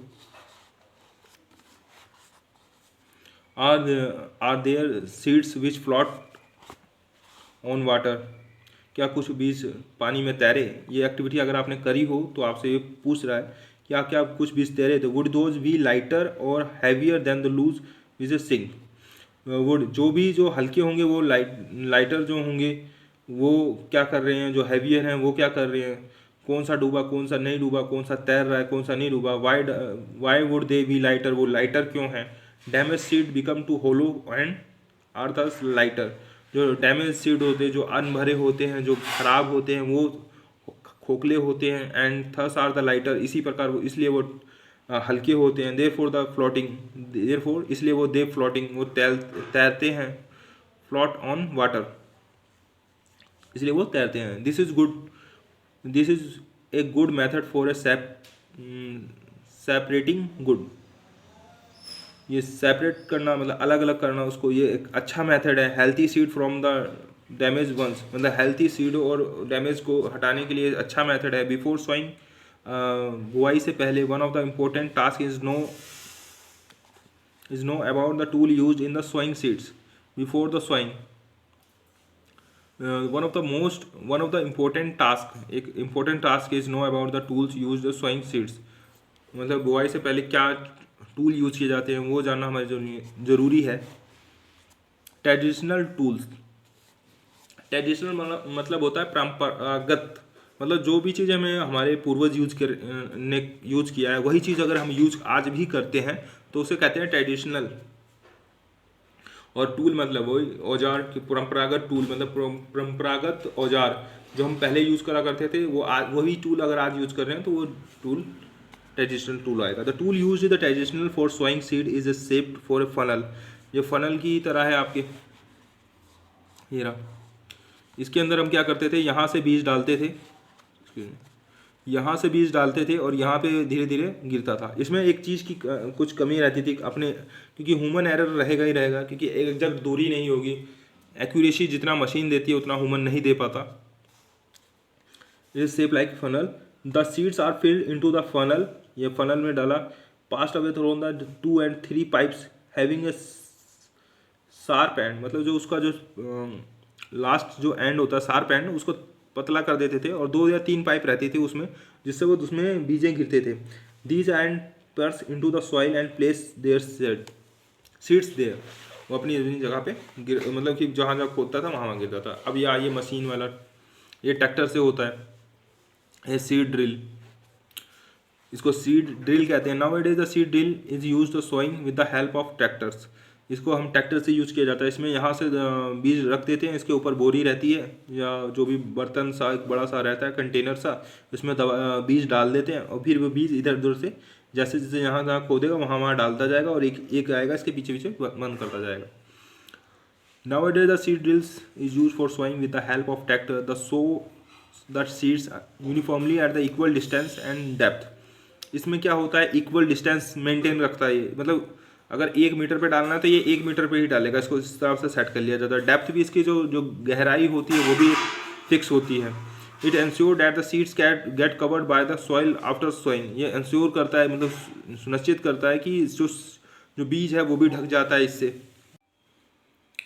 Seed drills, now it is the seed drills it is use sowing with the help of tractors. Seed drills का यूज हम हेल्प ऑफ ट्रैक्टर से यूज करते हैं, ट्रैक्टर से यूज किया जाता है। This source of the seeds uniformly at equal distance, ये एक इक्वल डिस्टेंस पे और एंड डेप्थ, इक्वल डिस्टेंस और इक्वल डेप्थ पे ही इसका काम करता है। मतलब इसकी जो डिस्टेंस होगी वो भी सेम होगा। जैसे 1 मीटर पे डालना है बीज तो 1 मीटर पे ही डालेगा। जो डेप्थ होगा कि 3-4 इंच अंदर ही बीज जाएगा तो 3-4 इंच अंदर ही बीज जाएगा। इससे ज़्यादा इसमें वेरिएशन नहीं होगा कि चेंज हो जाए कि इस बार थोड़ा दूर बीज चला गया, इस बार पास चला गया, ऐसा नहीं होता क्योंकि मशीन होते मशीन काम एक्यूरेट करती है। It ensure that the seeds gets cover by the soil after sowing. ये इंश्योर भी कर देता है कि आपकी जो ने बीज जो डाली है इसने, उसके बाद ये मिट्टी से बीज को ढक भी देता है जिससे कि उसको चिड़िया उड़िया ना खा पाए या कोई और। This is protect seeds from being eaten by birds, मतलब चिड़िया ना खा पाए, पक्षी ना खा पाए उस बीज को, जिससे ये बीज को ढक भी देता है। Sowing by using a seed drill save time and labour. इससे उसका टाइम है, जो सेव है, लेबर है, टाइम है, सब। Sowing by use a drill save times and labour. इसमें टाइमिंग भी बचेगी, लेबर का कॉस्ट बचती है, ये सब चीज़ें बचती हैं। 2 चीज़ें होती हैं इससे, टाइम भी बचेगा, लेबर भी बचती है इसमें मशीन से। There is a nursery near my school. I found that little plants were kept in small bags. Why are they kept like this? एक छोटा ऐसा ये कार्टून जो बच्चा है ये पूछता है, there is a nursery near my school. मेरे एक स्कूल के पास में एक नर्सरी है। नर्सरी उसे कहते हैं जहाँ छोटे छोटे पौधे को माली उगाता है, उसको कहते हैं nursery. I found that the little plant were kept in the small bag. मतलब मैंने देखा कि मैंने पाया कि वहाँ पे जो उसने छोटे छोटे जो पौधे थे वो बैग के अंदर रख रखे थे। Why they are kept in like this, उसने ऐसा क्यों रखा था, ये चीज़ ये बच्चा, छोटा सा बच्चा पूछता है। छोटी सी बच्ची इसमें रिप्लाई करती है, seeds of a few plants such as a paddy are first grow in the nursery. Seeds of a few plants, जैसे जो बीज थे प्लांट्स के, such as a paddy. Paddy है राइस के जो छोटे छोटे चावल के जो अंकुरित होते हैं, छोटी छोटी घासें से होती हैं, उसको कह रहा है। The seeds of a few plant, जो few plant such as a paddy, जो धान के जो बीज हैं, are the first grow in the nursery. सबसे पहले उसे नर्सरी में ही उगाया जाता है, छोटे छोटे पौधे उगाए जाते हैं, उसके बाद उसको पानी में अलग अलग से रोपण किया जाता है उसका। When they are grow into seedling they are transplanted to the field manually. मतलब उसको फिर ट्रांसप्लांटेड किया जाता है, एक छोटे छोटे पौधे को एक एक जगह ऐसे ऐसे करके कुछ कुछ डिस्टेंस पे अलग अलग लगाया जाता है। The some of forest plant and flowering plant are also grown in the nursery. जैसे इसी प्रकार से कुछ जंगली जो पौधे होते हैं, जो फूल होते हैं, उसको भी इसी प्रकार से उगाया जाता है। इस बच्चे का ये आंसर में समझाया गया ऐसे। एप्रोप्रिएट मतलब कि जो धान का होता है, सबसे पहले हम उसे एक छोटी जगह पे उगाते हैं, जिससे पूरा घना हो जाता है। जैसे यहाँ पे पूरे धान उगाए, फिर उसका एक एक पौधा लेके फिर जाते हैं खेतों में, एक इधर लगाया, एक इधर लगाया, एक इधर लगाया, एक इधर लगाया, इस प्रकार से उसे पूरा फैलाते हैं। आते हैं, appropriate distance between the seeds is necessary to avoid overcrowding of a plant। appropriate distance मतलब क्या होता है, एक निश्चित डिस्टेंस होनी ज़रूरी है उस मिट्टी के लिए, क्योंकि उस मिट्टी को न्यूट्रिशन जो चाहिए वो उतनी जगह से चाहिए। अब ज़्यादा पौधे लग जाएंगे, सपोज करो कि अगर खाना थोड़ा हो, खाने वाले ज़्यादा हो, तो ज़्यादा दिन जीवित थोड़ी हो पाएंगे। उसी प्रकार पौधे में भी है, अगर न्यूट्रिशन उसको पूरा नहीं मिलेगा, पानी पूरा नहीं मिलेगी, धूप उसे पूरी नहीं मिलेगी, तो उसको खाना अपना कैसे बनाएगा, कैसे रहेगा, तो वो पौधा मर जाएगा। इसलिए उसकी जो डिस्टेंस होती है वो appropriate distance between the seeds is necessary to avoid overcrowding of the plant. तो डिस्टेंस जो होगी मेंटेन रखनी जरूरी है कि उसको, उस पौधे को जितनी धूप चाहिए उतना चाहिए, सब कुछ उसे मिलना जरूरी है। अगर ज़्यादा हो जाएगा तो भी पौधे ज़्यादा दिन सर्वाइव नहीं कर पाएगा। This allow plant to get sufficient sunlight, वही बात है, sufficient sunlight, nutrient and water from the soil. उसे वहाँ से सुफिशियंट सनलाइट मिले, न्यूट्रिएंट मिले, वाटर मिले, जो भी चाहिए वो आराम से मिल जाए, इतनी डिस्टेंस उसको रखनी जरूरी है। At a time a few plants may have to be removed to prevent overcrowding. At time a few plants may have to be removed, जैसे कभी कभी ज़्यादा प्लांट हो भी जाते हैं तो उसे रिमूव कर दिया जाता है। Adding a manure and fertiliser. Manure माने हमारा क्या होता है, खाद होता है, वही जो मैं अभी तक पहले भी अभी तक बताते आया हूँ पिछली क्लासों में। मैन्योर मतलब वही खाद जो कंपोस्ट हो गया, जो गाय का गोबर होता है, और जो पुराने छोटे छोटे पौधे होते हैं, जो सड़े गले सब्जियाँ उब्जियाँ होती हैं, ये सब चीज़ें मैन्योर में आता है। एंड फर्टिलाइजर्स क्या होते हैं, फर्टिलाइजर्स ये मशीन द्वारा मार्केट में बिकता है, मतलब मशीन द्वारा बनाया जाता है, ये अलग से बनाया जाता है, इसमें केमिकल कंपोजिशंस के द्वारा इसे बनाया जाता है। The substances which are added to the soil in the form of nutrient for the healthy growth of a plant are called manure and fertilizer. The substances which are added to the soil, मतलब जो चीज़ें उसके अंदर मिट्टी में मिलाई जाएंगी form of nutrient in the form of nutrients के लिए for the healthy growth of plant की ग्रोथ के लिए आर काल मैन्योर होगा या तो, और फर्टिलाइजर होगा, उर्वरक और खाद, ये दोनों होते हैं। आई सा healthy crop growing in a farm in the neighboring farm. The plant were weak. Why do some plant grow better than others? ऐसा मैंने देखा कुछ हेल्थी फसल में ग्रोइंग में इन द फार्म में इन द नेबरिंग फार्म, उसके पास में एक प्लांट था वर वीक, प्लांट आर कुछ वीक थे। Why do some plant grow better than other, कुछ प्लांट क्यों अच्छे उगते हैं दूसरे से। The soil supply mineral, soil जो है supplies minerals nutrient to the crop plants, जो मिट्टी है, मिट्टी जो सप्लाई करती है मिनरल को, न्यूट्रिएंट को टू द प्लांट, मतलब प्लांट को जो पौधे को जो मिट्टी से मिलता है वो न्यूट्रिएंट मिलता है, मिनरल मिलते हैं, मिनरल से न्यूट्रिएंट मिलेगा तो फसल अच्छी होगी। और जिस मिट्टी में न्यूट्रिएंट नहीं होगा, मिनरल नहीं होंगे, वो उसमें फसल अच्छी नहीं होती है। These nutrients are essential for the growth of plant, ये न्यूट्रिएंट एसेंशियल है, मतलब अति आवश्यक है कि होना ही चाहिए तभी प्लांट ग्रो करेगा। इन सर्टेन एरियाज, उस निश्चित एरिया में, जिस एरिया में पौधे लगे हुए हैं। Farmer grow the crop after the crop in the same field, क्योंकि फार्मर ग्रो करता है, उगाता है क्रॉप, फसल करता है after the crop in the same field, उसी फसल को फिर दोबारा उसी फसल में उगाता है। The field is never left cultivated और फैलो, द फील्ड जो खेत होता है इज नेवर लेफ्ट, वो छोड़ नहीं सकता, अनकल्टिवेटेड, उनके भाई बिना खेती करे तो छोड़ ही नहीं सकता। ये थोड़ी है कि एक बार उगा लिया दोबारा नहीं उगाएगा उस ज़मीन में, उसको उसी ज़मीन में फिर वही खेती करनी है। जैसे गेहूं है तो इस साल उगाया तो अगले साल भी वो खेती उसी गेहूं की खेती उसी खेत में करना चाहेगा, और करता भी है, तो उसके लिए वो न्यूट्रिएंट तो ख़त्म हो जाते हैं, वो न्यूट्रिएंट जो चीज़ें थी तो ख़त्म हो जाते हैं। उस चीज़ को बढ़ाने के लिए कि न्यूट्रिशन बना रहे, मिनरल्स बना रहे, उसके मिलाने के लिए, मतलब उसको मेंटेन करने के लिए उसको मैन्योर का खाद की ज़रूरत पड़ती है, फर्टिलाइज़र की ज़रूरत पड़ती है, इन सब चीज़ों की ज़रूरत पड़ती है उस चीज़ को मेंटेन करने के लिए। Imagine what happen to the nutrient, अगर नहीं मिलाता तो क्या होगा, वो फसल अच्छी नहीं होगी, जाहिर सी बात है। Continuous cultivation of crops make the soil poor in nutrient, ये वही चीज़ बता रहे हैं। कंटिन्यूस कल्टीवेशन मतलब लगातार हम जो खेती कर रहे हैं, जो उत्पादन कर रहे हैं उसका ऑफ क्रॉप्स, फसल का उत्पादन कर रहे हैं, तो मेक द सॉइल पुअर और इन न्यूट्रिएंट, मतलब जो सॉइल मिट्टी के अंदर जो न्यूट्रिएंट होते हैं वो ख़त्म हो जाते हैं, मतलब नील होने लगते हैं। भाई जो चीज़ें करोगे तो उसे न्यूट्रिएंट डालने के लिए हम क्या यूज़ करेंगे, मिनरल सॉइल में न्यूट्रिएंट बढ़ाने के लिए क्या यूज़ करते हैं, हम मैन्योर यूज़ करते हैं, मैन्योर यूज़ करेंगे और फर्टिलाइजर यूज़ करेंगे। To the field to the replenished the soil with the nutrient, this process is called manuring. Replenishing the soil के अंदर अगर मिट्टी डालना, खाद को डालेंगे, इस चीज़ को इसका मैन्योरिंग, उसे मैन्योरिंग कहेंगे। Improper of insufficient manuring result in weak plant, अगर हम इम्प्रॉपर एंड इनसफिशिएंट, अगर उसे सही से नहीं डालेंगे, सही मात्रा में नहीं डालेंगे मैन्योरिंग, तो रिजल्ट क्या आएगा, वीक प्लांट आएगा, पौधा विकसित ही नहीं होगा ज़्यादा। तो improper and insufficient manuring result and in weak plant, तो पौधा विकसित ही नहीं होगा ज़्यादा, कैसे होगा, जब पौधे को खाने को ही नहीं मिलेगा तो पौधा जीवित कैसे होगा।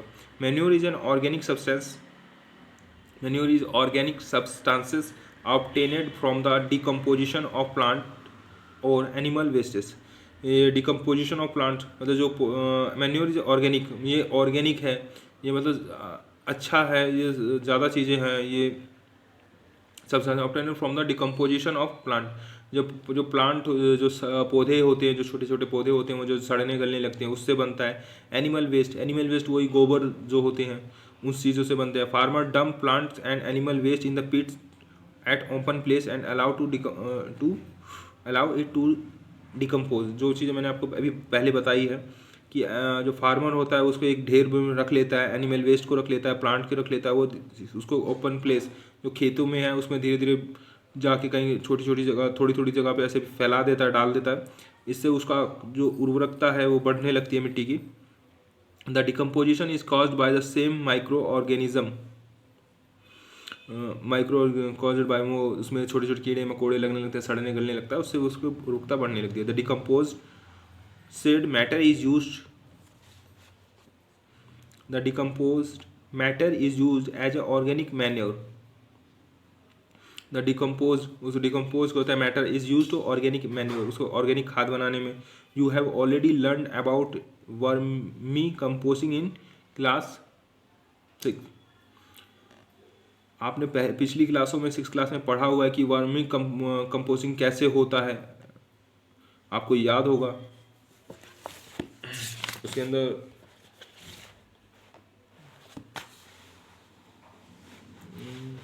यहाँ पे आते हैं। Did plant in all glasses grow at the same place, which glass showed better growth plant. ये एक छोटा सा एक्टिविटी है, इसमें की गई है।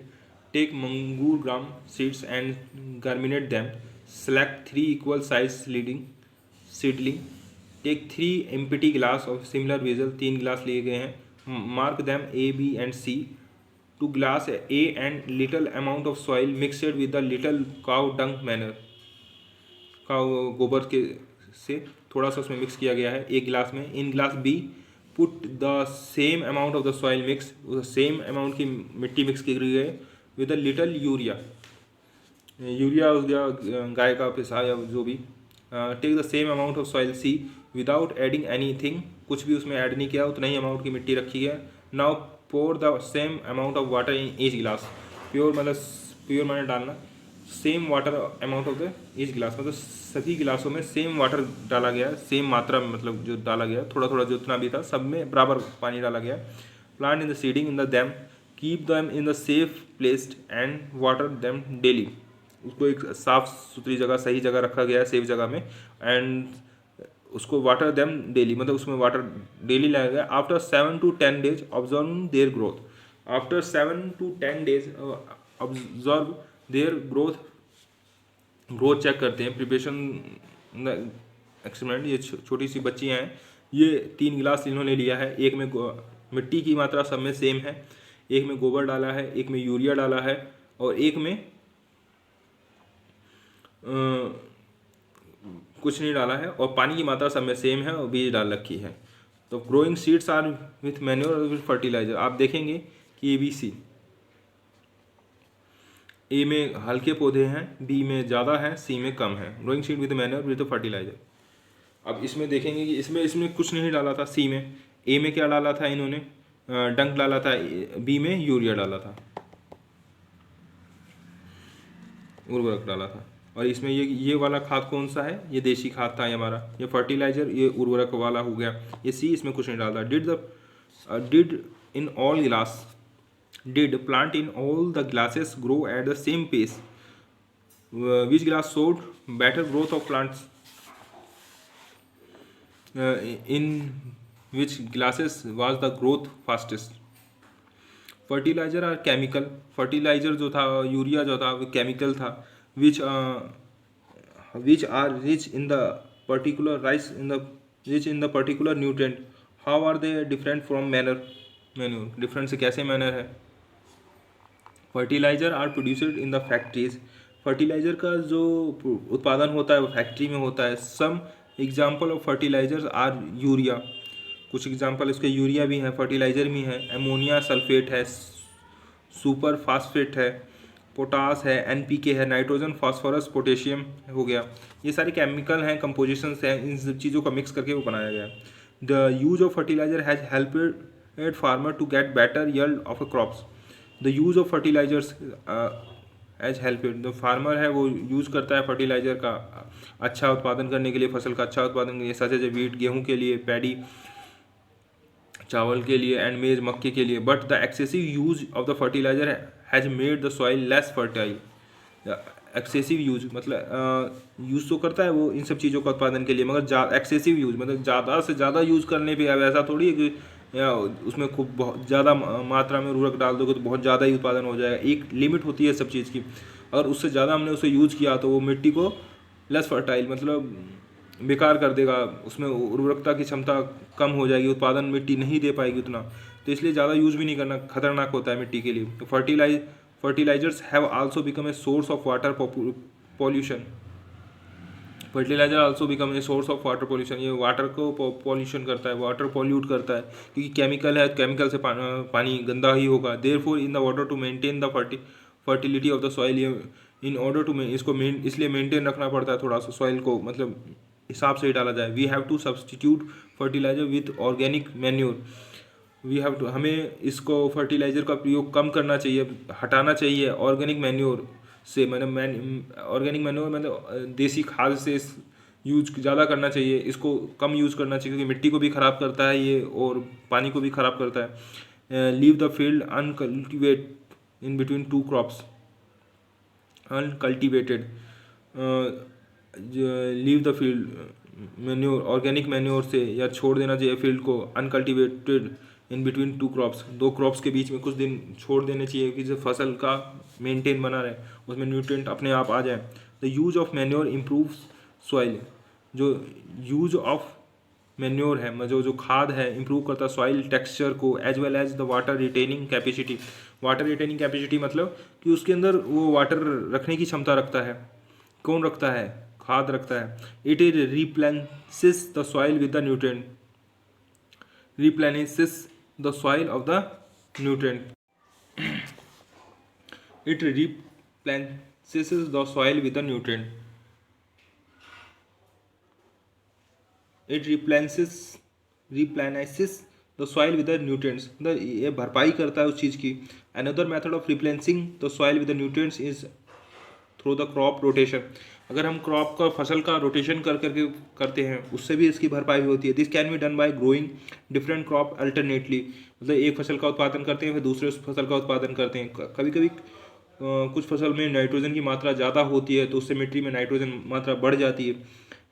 इस प्रकार से हम फसल का रोटेशन करते रहते हैं। Earlier farmer is a northern Indian use to grow legumes as a fodder in the one season. मतलब जो पहले जो फार्मर रहते थे नॉर्थर्न इंडिया के, उत्तरी भारत के, वो एक सीजन में चारे के रूप में फली का प्रयोग करते थे in one season. Wheat in the next season, गेहूं का नेक्स्ट उसके बाद यूज करते थे। उससे क्या होता था? The help of in the replenishment of the soil, मतलब उसकी जो भरपाई हो जाती थी न्यूट्रिशन की विद द नाइट्रोजन के साथ, नाइट्रोजन उसमें काफ़ी मात्रा में हो जाती थी।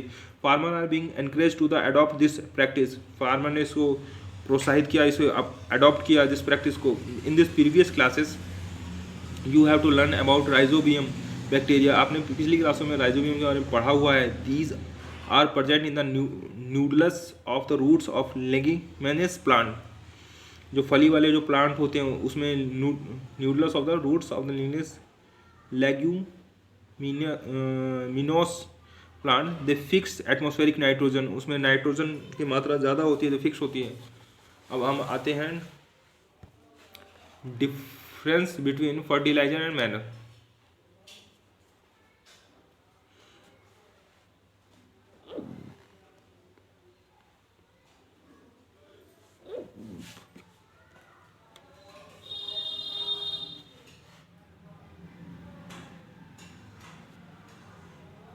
फर्टिलाइजर क्या है? Fertiliser man made inorganic salt. ये मेन मेड है, इन ऑर्गेनिक है, साल्ट है। Fertiliser prepared in factory, factory में इसका उत्पादन होता है। ये उर्वरक है। Fertiliser does not provide add humus to the soil.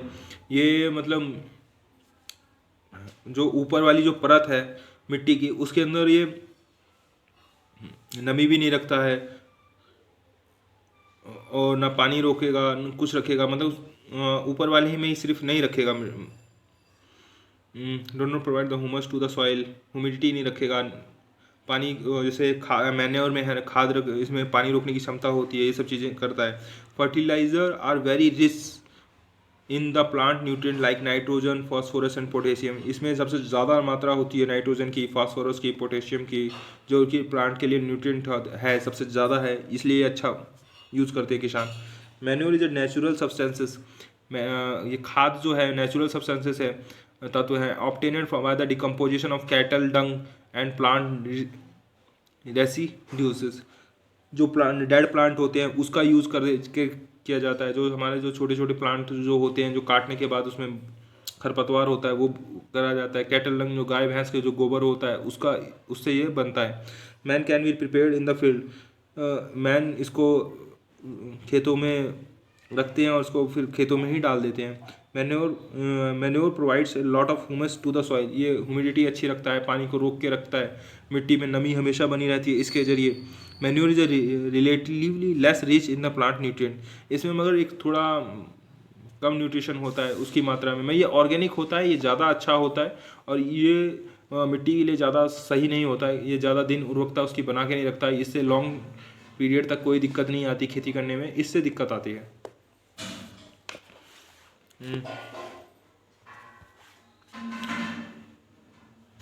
Give the difference between fertiliser and manners, इसमें टेबल में हमने देखा। Advantage of manure, the organic manner is considered better than the fertiliser.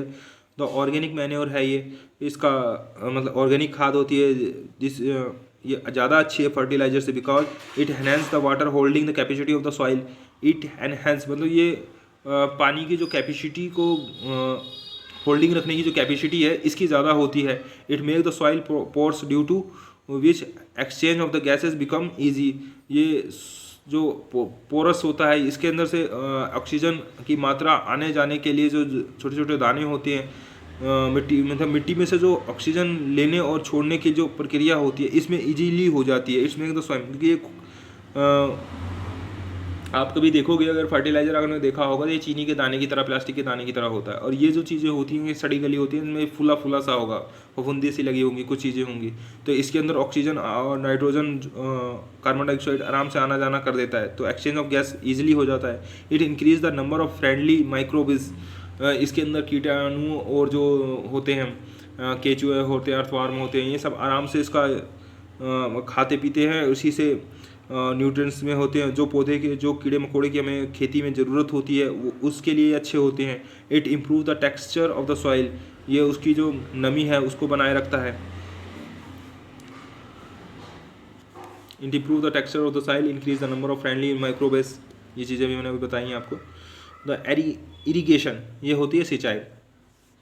अब इस पे आते हैं। All living beings needs water to live, सभी जो जीव हैं उनको पानी की आवश्यकता होती है, तो उसमें हमारे पौधे भी जीव हैं, उन्हें भी पानी की आवश्यकता होती है। वो भी खाना खुद बनाते, वो खाना बनाते हैं अपना खुद बनाते हैं, उन्हें भी वो भी रेस्पिरेशन करते हैं, एक्सक्रीशन करते हैं, मतलब सांस लेते हैं सांस छोड़ते हैं, तो उन्हें पानी की जरूरत होती है। Water is important for proper growth और एंड डेवलपमेंट, वाटर बहुत ज़रूरी है प्रॉपर ग्रोथ और डेवलपमेंट के लिए, विकास के लिए। What is the absorb by the plant roots, water is absorbed, पानी अब्जॉर्ब किया जाता है प्लांट्स के रूट्स के जरिए। जो पौधा है वो अपने रूट्स जड़ों से पानी को खींचता है। Along with water mineral and fertiliser, उसके साथ वो मिनरल भी लेता है, उसमें फर्टिलाइजर उर्वरकता आल्सो अब्जॉर्ब, जो उर्वरक होते हैं वो भी लेता है।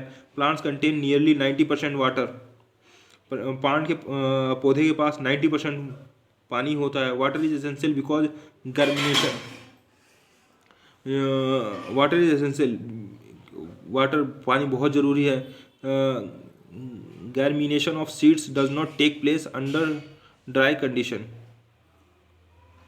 रोगाणु के लिए रोगाणु of seeds of does not take place, इससे उसमें रोगाणु नहीं लगते हैं under dry condition. Nutrient does not take place, उसको जगह नहीं मिलती है because of germination of seeds. What is because germination of seeds does not take place under dry condition, dry condition के अंदर में वो जो बीज होते हैं वो सड़ते नहीं हैं उसके। Nutrients dissolve in water, nutrients dissolve in water, water के अंदर न्यूट्रिएंट्स डिजॉल्व होते हैं। Are transported to the each part to the plant, इसी प्रकार वो ट्रांसपोर्टेड मतलब एक जगह से, ट्रांसपोर्ट मतलब उसके नीचे से पानी पौधे ने पानी नीचे से लिया और जड़ से लिया, जड़ से वो पत्ती तक वो जो न्यूट्रिएंट्स कैसे जाएंगे, वो पानी के जरिए ही जाते हैं उसमें। वो पानी जैसे जैसे ऊपर ले जाएगा उसके साथ न्यूट्रिएंट्स भी जाते हैं। Water also protect the crop from the both Frost and hot air current. Frost मतलब अगर ज़्यादा ठंडी पड़ती है तो भी उसका जो टेम्परेचर है पौधे का वो वाटर से ही कंट्रोल होता है। अगर ज़्यादा गर्मी पड़ती है तो भी वाटर से ही कंट्रोल होता है। To maintain the moisture of the soil for healthy crop growth, to maintain करता है वो, वाटर ही करता है moisture of the soil for healthy crop growth, उसकी अच्छी ग्रोथ के लिए। Field have to be wetted regularly, खेतों में इसलिए पानी रेगुलर डाला जाता है। The supply of water to crop at the regular interval is called irrigation. एक इंटरवल के बाद जो टाइम टू टाइम पानी दिया जाता है उसको ही सिंचाई कहते हैं। The time of frequency of irrigation varies from crop to crop.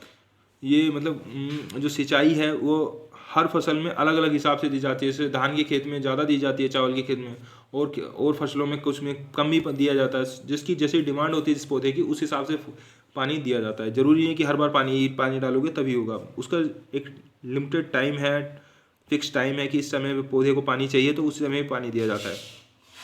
Soil to soil and season to season. अब ठंडी है तो ज़्यादा पानी नहीं दिया जाता, बारिश है तो भी पानी नहीं दिया, सीजन चेंज है। मिट्टी पे भी डिपेंड करता है कि मिट्टी कैसी है वहाँ की, इस पे भी डिपेंड करता है कि पानी कैसे जाता है। In the summer the frequency of the water is higher. In the summer मतलब गर्मियों के टाइम में पानी की मात्रा हमें ज़्यादा देनी होती है। वाई इज इट सो, ऐसा क्यों करते हैं हम? Could it we due to the increase rate of evaporation of water from the soil and leaves. क्योंकि वो पानी का जो मात्रा है हमारी, जो एवोपरेट होता है पानी, जो उड़ जाता है उसमें से एवोपरेशन हो जाता है, वो पौधे में से ज़्यादा होता है गर्मी की मात्रा में जी। क्योंकि आपको भी गर्मी में पसीना ज़्यादा निकलता है ना, जस्ट लाइक पौधे में भी पसीना पानी उसको अपनी टेम्परेचर मेंटेन करने के लिए उसको भी पानी ज़्यादा लगता है। I am very careful this year about watering the plant. इसीलिए हमें ये बच्चा कहता है I am very careful this year, मैं इस साल रहूँगा, अबाउट वाटरिंग द प्लांट्स, पौधे के लिए। Last summer my plant dry up and died, मेरा प्लांट सूख गया था और वो मर गया था। तो सोर्स ऑफ एरीगेशन, अब ये सोर्स ऑफ एरीगेशन पे आते हैं हम। The source of water for irrigation are well, tube well, pond, lakes, river, dams and canals. Source of water of irrigation, सिंचाई के लिए हम क्या क्या यूज़ करते हैं, ये भी आपका क्वेश्चन हो सकता है। Source of water of irrigation, well कुआं यूज़ करते हैं, ट्यूबवेल यूज़ करते हैं, पॉन्ड तालाब यूज़ करते हैं, झील यूज़ करते हैं, लेक्स रिवर नदी यूज़ करते हैं, डैम से पानी लेते हैं, कैनल से पानी लेते हैं, ये सब चीज़ें भी यूज़ करते हैं।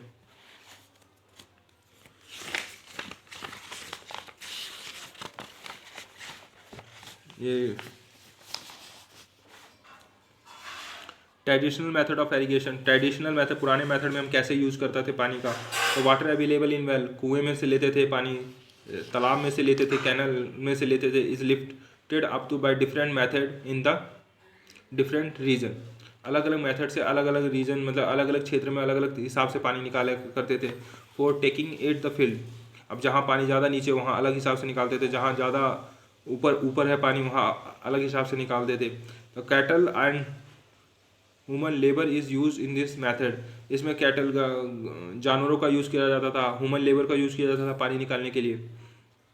सो this method are cheaper but less efficient, मतलब ये सस्ता तो था बट इसमें ज़्यादा प्रभावपूर्ण नहीं था, क्योंकि इसमें जो काम था वो पानी थोड़ा ही थोड़ा निकलता था। इंसान निकालेंगे तो एक बाल्टी धीरे धीरे निकालते थे, जैसे इस फिगर में आप देख रहे हो कि इसमें निकालना है धीरे धीरे। The various tradition ways are moat, chain, pulley, chain pump, ये पुली से मोट है ये, इसके अंदर ये एक बैल, इसमें यहाँ एक बैल लगा देते हैं, वो जो पास में आता है तो ये डब्बा कुएं के अंदर चला जाता है, उसमें से फिर पानी भर जाता है। उसके बाद फिर बैल को यहाँ से घुमाते हैं और फिर ये ऊपर आता है, फिर ये एक आदमी से पकड़ के ऐसे करता था। ये पुराने टाइम में किया जाता था। एक चैन पंप दिखाता हूँ आपको इसमें फिगर में, ये चैन पंप है, इसके अंदर ये गोल गोल घूमता रहता है और इसके अंदर ये बाल्टियाँ लगी होती हैं और ये एक चैन गिराता रहता है पानी। सबसे ज़्यादा फेमस जो रहा है वो रहा है, इसके अंदर एक बैल ऐसे बांध दिया जाता था और इसके जो गेयर होते थे, गेयर से यहाँ बंधा होता था। जैसे जैसे ये बैल गोल गोल घूमता था वैसे ये भी चीज़ घूमती रहती थी। ये बाल्टियाँ लगी होती थी और ये पानी धीरे धीरे ऐसे गिराता था। ये कर रहा है। एक इसमें ढकली है, इसके अंदर ये ईंट कर रखा है, इसको पकड़ के नीचे डालता था, फिर अगला बाल्टी अपने आप ही उठ जाते थे, ये सब यूज़ करते थे। ढकली रहट हो गया। अब आते हैं हम, pump are commonly use for lifting water, diesel, biogas, electricity and solar energy use to run these pumps. अब पंप का यूज़ किया जाता है जो कि हम वाटर को बाहर निकालने के लिए यूज करते हैं, डीजल करते हैं, बायोगैस करते हैं, इलेक्ट्रिसिटी से यूज़ करते हैं, सोलर एनर्जी। अब बहुत तरीक़ों से यूज़ होता है, जैसा कि आपने गांव में देखा भी होगा अपने। Modern method of irrigation, modern method, आज के टाइम में मॉडर्न मेथड कौन कौन से चल रहे हैं। Modern method of irrigation help us to use water economically, ये हमें सस्ता पड़ता है, इसमें ज़्यादा लेबर नहीं लगती है, तो इसलिए ये इकोनॉमिकली कह सकते हैं इसे। The main method use are shown as sprinkler system. This system is more useful on the uneven land where the sufficient water is not available. जहाँ पानी की मात्रा कम होती है वहाँ कौन सा हम यूज़ करते हैं, स्प्रिंकलर सिस्टम यूज़ करते हैं। This perpendicular pipe having a rotating nozzle on the top और joint at the main pipeline in regular interval. यहाँ पे क्या करते हैं, इसमें हम एक पाइप लगाते हैं। जैसे आपने कभी कभी राजघाट में दिल्ली में गए हों या कहीं पार्क में गए हों, नई दिल्ली इंडिया गेट में गए हों, तो वहाँ पे देखोगे फुहारे जैसा एक पाइप ऐसा होता है, परपेंडिकुलर रख देते हैं और इसमें बना होता है, वो धीरे धीरे रोटेट होता रहता है और धीरे धीरे फुहारे की तरह पानी हल्का हल्का काट काट के ऐसे देता रहता है पानी। यहाँ वो ये चीज़ें वहाँ यूज़ करते हैं जहाँ हमें पानी की मात्रा कम खर्च करनी हो या पानी की मात्रा कम हो हमारे पास, तब हम करते हैं, जिससे गीला भी ज़्यादा ना हो और काम हमारे पौधों तक पानी पहुँच जाए। इसको उठा उठा के अपना इधर उधर एडजस्ट कर सकते हैं हम आराम से। When the water is allowed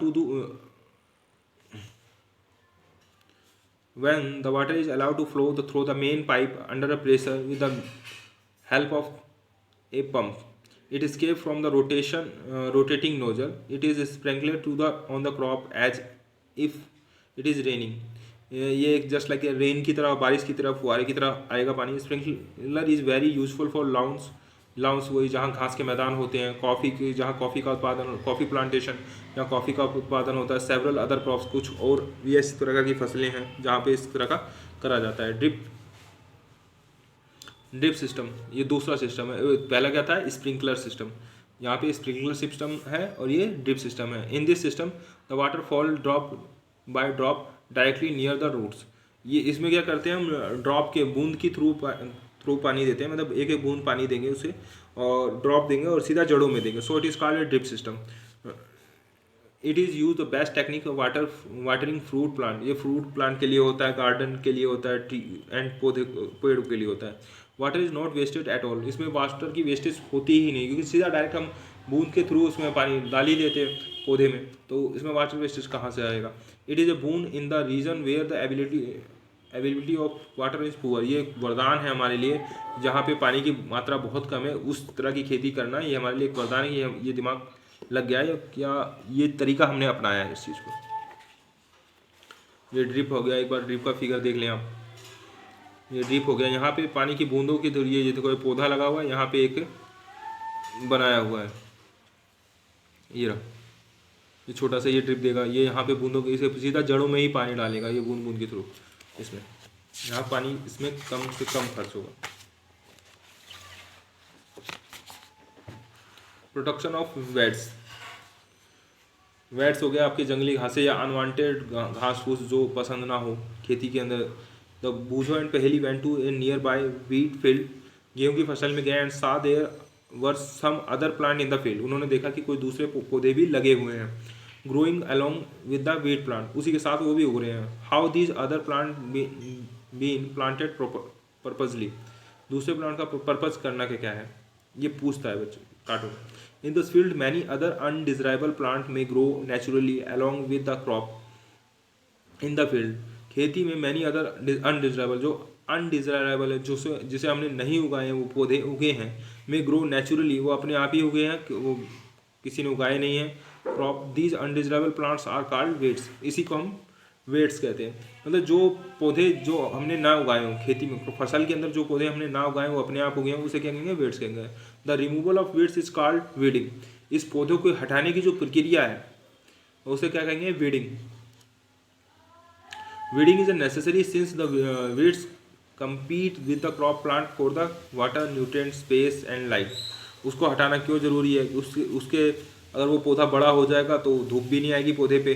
अगर जो अनवांटेड पौधा है वो पौधा बड़ा होगा तो उसे हटाना है, क्योंकि वो पानी भी हमारा उस खेती का जो पानी डालेंगे उसको पानी भी यूज़ करेगा, न्यूट्रिएंट्स भी यूज़ करेगा उसमें के, और वो जगह भी घेरेगा, और लाइट भी जो हमारी जो उसमें की आएगी धूप सनलाइट उसको भी दिक्कत देगा, पौधे तक जाने नहीं देगा। तो इस सब चीज़ों को इस सब चीज़ों से बचने के लिए उसे हम पौधे को ही हटा देंगे। Thus they affect the growth of crop. इस प्रकार वो इफेक्ट करता है फसल पे। तो some weeds interfere even in harvesting. कटाई करते हैं उसकी। And may be poisonous for animal and being human being. Some में भी पॉइजनस हो सकता है फॉर एनिमल के लिए, कोई जंगली पौधा हो, एंड ह्यूमन के लिए भी वो जंगली पौधा उसको भी हम हटाते हैं। कुछ भी हो सकता है, क्योंकि वो पौधा कैसे उगता है मोस्टली वैसे चिड़िया कुछ खाती है तो कुछ बीज उस गिर जाते हैं, उसके ज़रिए से हो जाता है। जंगली पौधा भी हो सकता है, तो इस सब चीज़ों को हटाना होता है। Farmer adopt many ways to remove weeds and control their growth. Farmers काफ़ी चीज़ें अपनाता है इस चीज़ के लिए, वीड्स मतलब कंट्रोल करने के लिए कि जंगली घास ना हो गए, ये ना हो गए। Tilling the before sowing a crop help in the uprooting and killing of weeds. Tilling tilling जुताई करके before the sowing of crop, फसल उगाने से पहले जो उसकी जुताई करके उसको हटाने का एक प्रक्रिया है। Uprooting the killing the weeds, उसको उस चीज़ को हटा देना, रूट्स जड़ से ही हटा देना। बीच में adopt many ways remove weeds, control their growth. Tilling the before sowing of crop help in the uprooting killing of weeds, उस चीज़ को हटाने के लिए।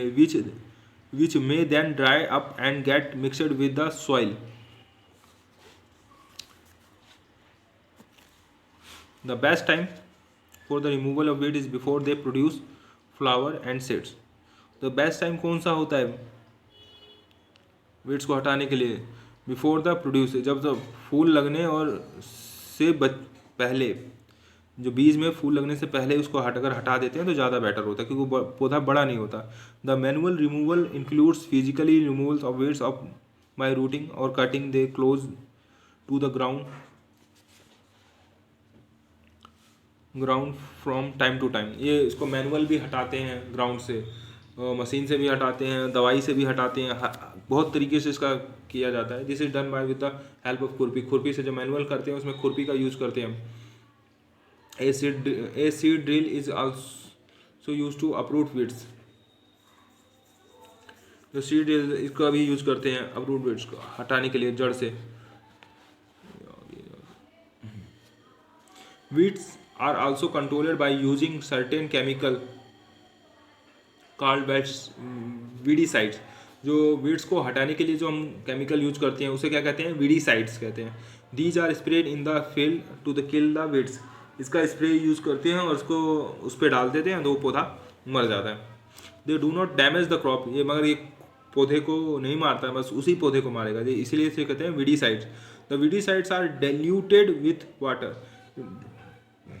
वीडीसाइड को क्या करते हैं? डिल्यूटेड पानी में मिला लेते हैं टू एक्सटेंड रिक्वायर, जितना रिक्वायर होता है हम spray it and the field and in the field with the spray से कर लेते हैं। जैसा ये इसमें देखो, इसमें कर लेते हैं। ये थोड़ा जहरीला होता है, इसको मुंह ढका हुआ है इसने और अपना रखा है। ग्लव्स व्लव्स भी पहना जाता है इसमें, इस फिगर में नहीं पहना हुआ और पहनते हैं लोग। ये लिखा है, ये कार्टून पूछता है, do weedicides have any effect on the person handling do weedicides spray. क्या वेडीसाइड किसी को इफेक्ट करता है? जो उसको हैंडल करता है, जो उसको डालता है, उसको कोई इफेक्ट पड़ता है, उसका प्रभाव पड़ता है? As already mentioned the weedicides are spraying during the vegetative growth of weeds before flowering and seed formation. Spraying of weedicide में effect the health of farmer. Spray of weedicide उसको हेल्थ पे फर्क पड़ेगा। सो दे should use the chemical very carefully। so इसलिए उन्हें बड़े carefully use करना चाहिए। They should cover their noise and mouth. उन्हें अपना नॉइज नाक और मुंह बंद रखना चाहिए, ढाँक के रखना चाहिए, कवर करना चाहिए। और piece of the cloth during the spraying of the इस केमिकल से बचने के लिए। इस केमिकल के अभाव से लिए। तो हम कौन सा यूज़ करते हैं इसमें, वेडीसाइड करते हैं। वीड्स को हटाने के लिए कौन सा चीज़ करते हैं, वेडीसाइड। अब हार्वेस्टिंग पे आते हैं, कटाई। Harvesting of A crop is an important task. ये फसल की कटाई का भी एक इम्पोर्टेंट टास्क है। The cutting of crop after it is mature is called harvesting. जब हमारी फसल जब मैच्योर हो जाती है, जब पूरी पक जाती है, बढ़ जाती है, तो उसे में फसल से काटते हैं। In the harvesting crop is pull out और cut close to the ground. वहीं खेतों में ही काटते हैं, इसे रखते हैं। It is usually 3 to 4 month, ये जल्दी 3-4 मंथ में बढ़ जाता है। The cereal crop to mature.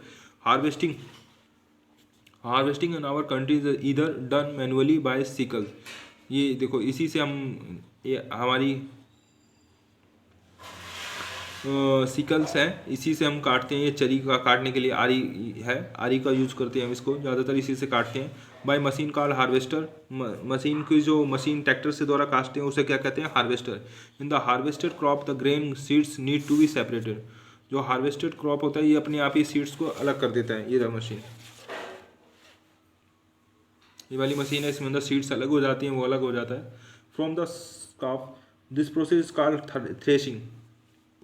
This is carried out with the help of machine called combine, the which in this fact a harvester as well as the thresher। ये combine होता है, harvester होता है, काटाई भी करता है और थ्रेशर भी करता है। After harvesting sometimes studs are left in the field which are burnt up by farmer। Paheli is worried, she knows that causes pollution। It may also catch fire and damage the crops lying in the field। After harvesting, अब harvesting के बाद sometime stubs are left in the field. कुछ जो उसका जो कूड़ा करकट, जो अनवांटेड चीज़ें होती हैं वो छोड़ देते हैं। Which is a burned by farmer, उस चीज़ को जला दिया जाता है। पहली जो बच्ची है इसमें, पहली जो वरीड, पहली चिंतित है, see no that it cause pollution, क्योंकि पॉल्यूशन इससे इंक्रीज होता है। इट में आल्सो कैच फायर, इससे आग ज़्यादा फैल सकती है। And damage the crops lying in the field, जो और फसलें बची हैं उससे भी दिक्कत हो सकती है। Farmer with small holding farmers with small holding of a land to the separation of grains and chaff by winnowing। इसमें होता है, एक पंखा लगा होता है, इधर से इसमें ऊपर डाल के, इसमें से यहाँ से घास फूस उड़ जाता है इसका, और अनाज होगा जो नीचे गिर जाएगा। We have already study in class 6 में हमने ऑलरेडी ये पढ़ा हुआ है।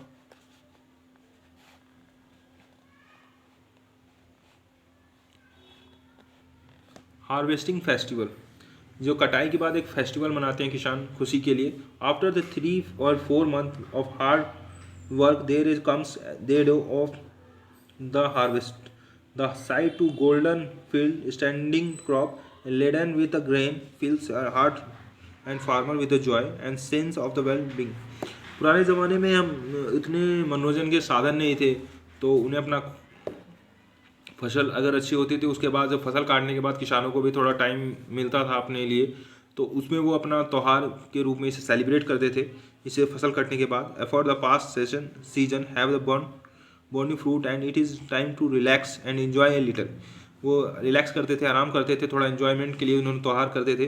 The period of harvest is thus the great Joy and the happiness in the all part of India. जब फसल की कटाई का टाइम होता था उस समय सभी किसान खुश होते थे, क्योंकि उन्हें फसल अच्छी मिलती थी। जब कटाई कर रहे हैं, जब उगी है तभी तो काट रहे हैं, इसलिए वो अच्छी मिलती थी फसल, तो खुश रहते थे। And happiness in the all part of India. Man women celebrate in the great enthusiasm. वो बहुत खुशी के साथ, उत्साह के साथ इसे सेलिब्रेट करते थे। आदमी और बच्चे सभी सेलिब्रेट करते थे। Special festival associate with the harvest season for the Pongal के नाम से इसे सेलिब्रेट करते थे।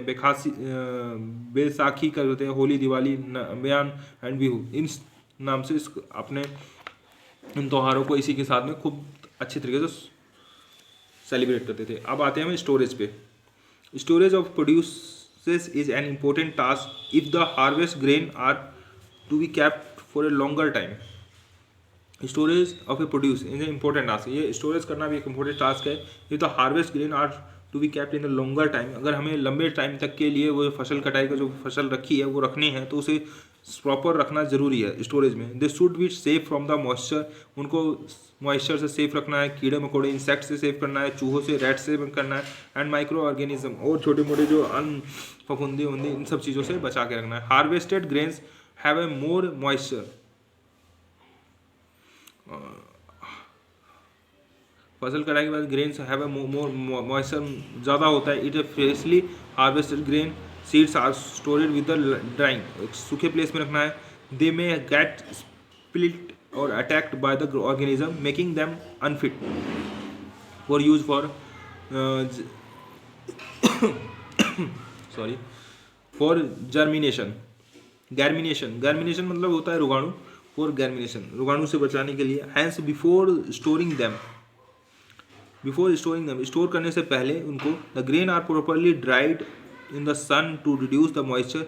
जो फसल जो भी अनाज है उसको हम पूरा धूप में सुखा देते हैं जिससे मॉइस्चर उसका पूरा खत्म हो जाए। This prevent to the attack by the insect, pest, bacteria and fungi. इससे क्या होगा, इंसेक्ट पेस्ट नहीं लगेगा, बैक्टीरिया नहीं लगेगी, फंगी नहीं लगेगी। आई saw my mother putting some dried neem leaves in an iron drum containing wheat. I wonder why. मैं चौंक जा, मैंने देखा है कि मेरी मम्मी जो है गेहूँ जिस ड्राम में रखती हैं उसमें नीम की पत्ती सुखा के उसको रखती हैं जिससे उसमें कीड़े मकोड़े ना लगे। ये बच्ची पूछती थी क्यों रखते हैं।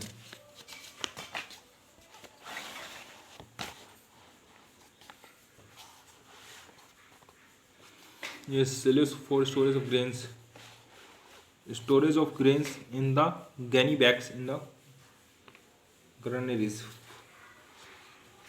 Farmer store grain in the jute bags or metallic bins. However, large-scale storage of grains is done in silos and granaries to protect them from the pests like rats, insects, and dried neem leaves are used for the storing food grains at home. हम नीम का पत्तियों का use करते हैं, उसके अंदर रख देते हैं इसमें तीखापन रहे और या जो रहे उससे कीड़े मकोड़े या और कुछ गंदगी फंगस वंगस ना फैले। For storing large quantity of grain in the big godowns, specific chemical treatment are required to protect them from pest, microorganism. गंदी नहीं लगती है। Food and animal, make the following table in your notebook and complete it. Food and source, after the ये table आपको खुद घर पे self करनी है। इसमें लिखना है फूड, इसमें लिखना है सोर्स। ये फूड कहाँ से मिलता है, सोर्स कहाँ से है, गांव से मिलता है। दूध कहाँ से मिलता है, हमें काव से मिलता है, बफेलो से मिलता है, बकरी से मिलता है, क्या ऊँट से मिलता है, उटनी से मिलता है, ये सब चीज़ें हैं। After the completing this table you must have to seen that like plants animal also provide us with a different kind of food. Many people living in the coastal area consume fish as a major part of their diet. Consume fish को ज़्यादा use करते हैं। The previous classes have you learned about the food that we have obtained from plant? We have just seen that the process of proper production involves a number of steps like selection, seed sowing, etc. Similarly, animals reared at home in the marine farm have to be provided with the proper food, shelter and cars. When this is done on a large scale, it is called animal husbandry. After completing this table, you have to must see that the like plants, animal also provide us with a different kind of food. आप जब ये complete करने के बाद table आपको पता लग जाएगा कई बहुत सारे जो प्लांट हैं, एनिमल हैं, हमें कौन कौन से फूड देते हैं। Many people living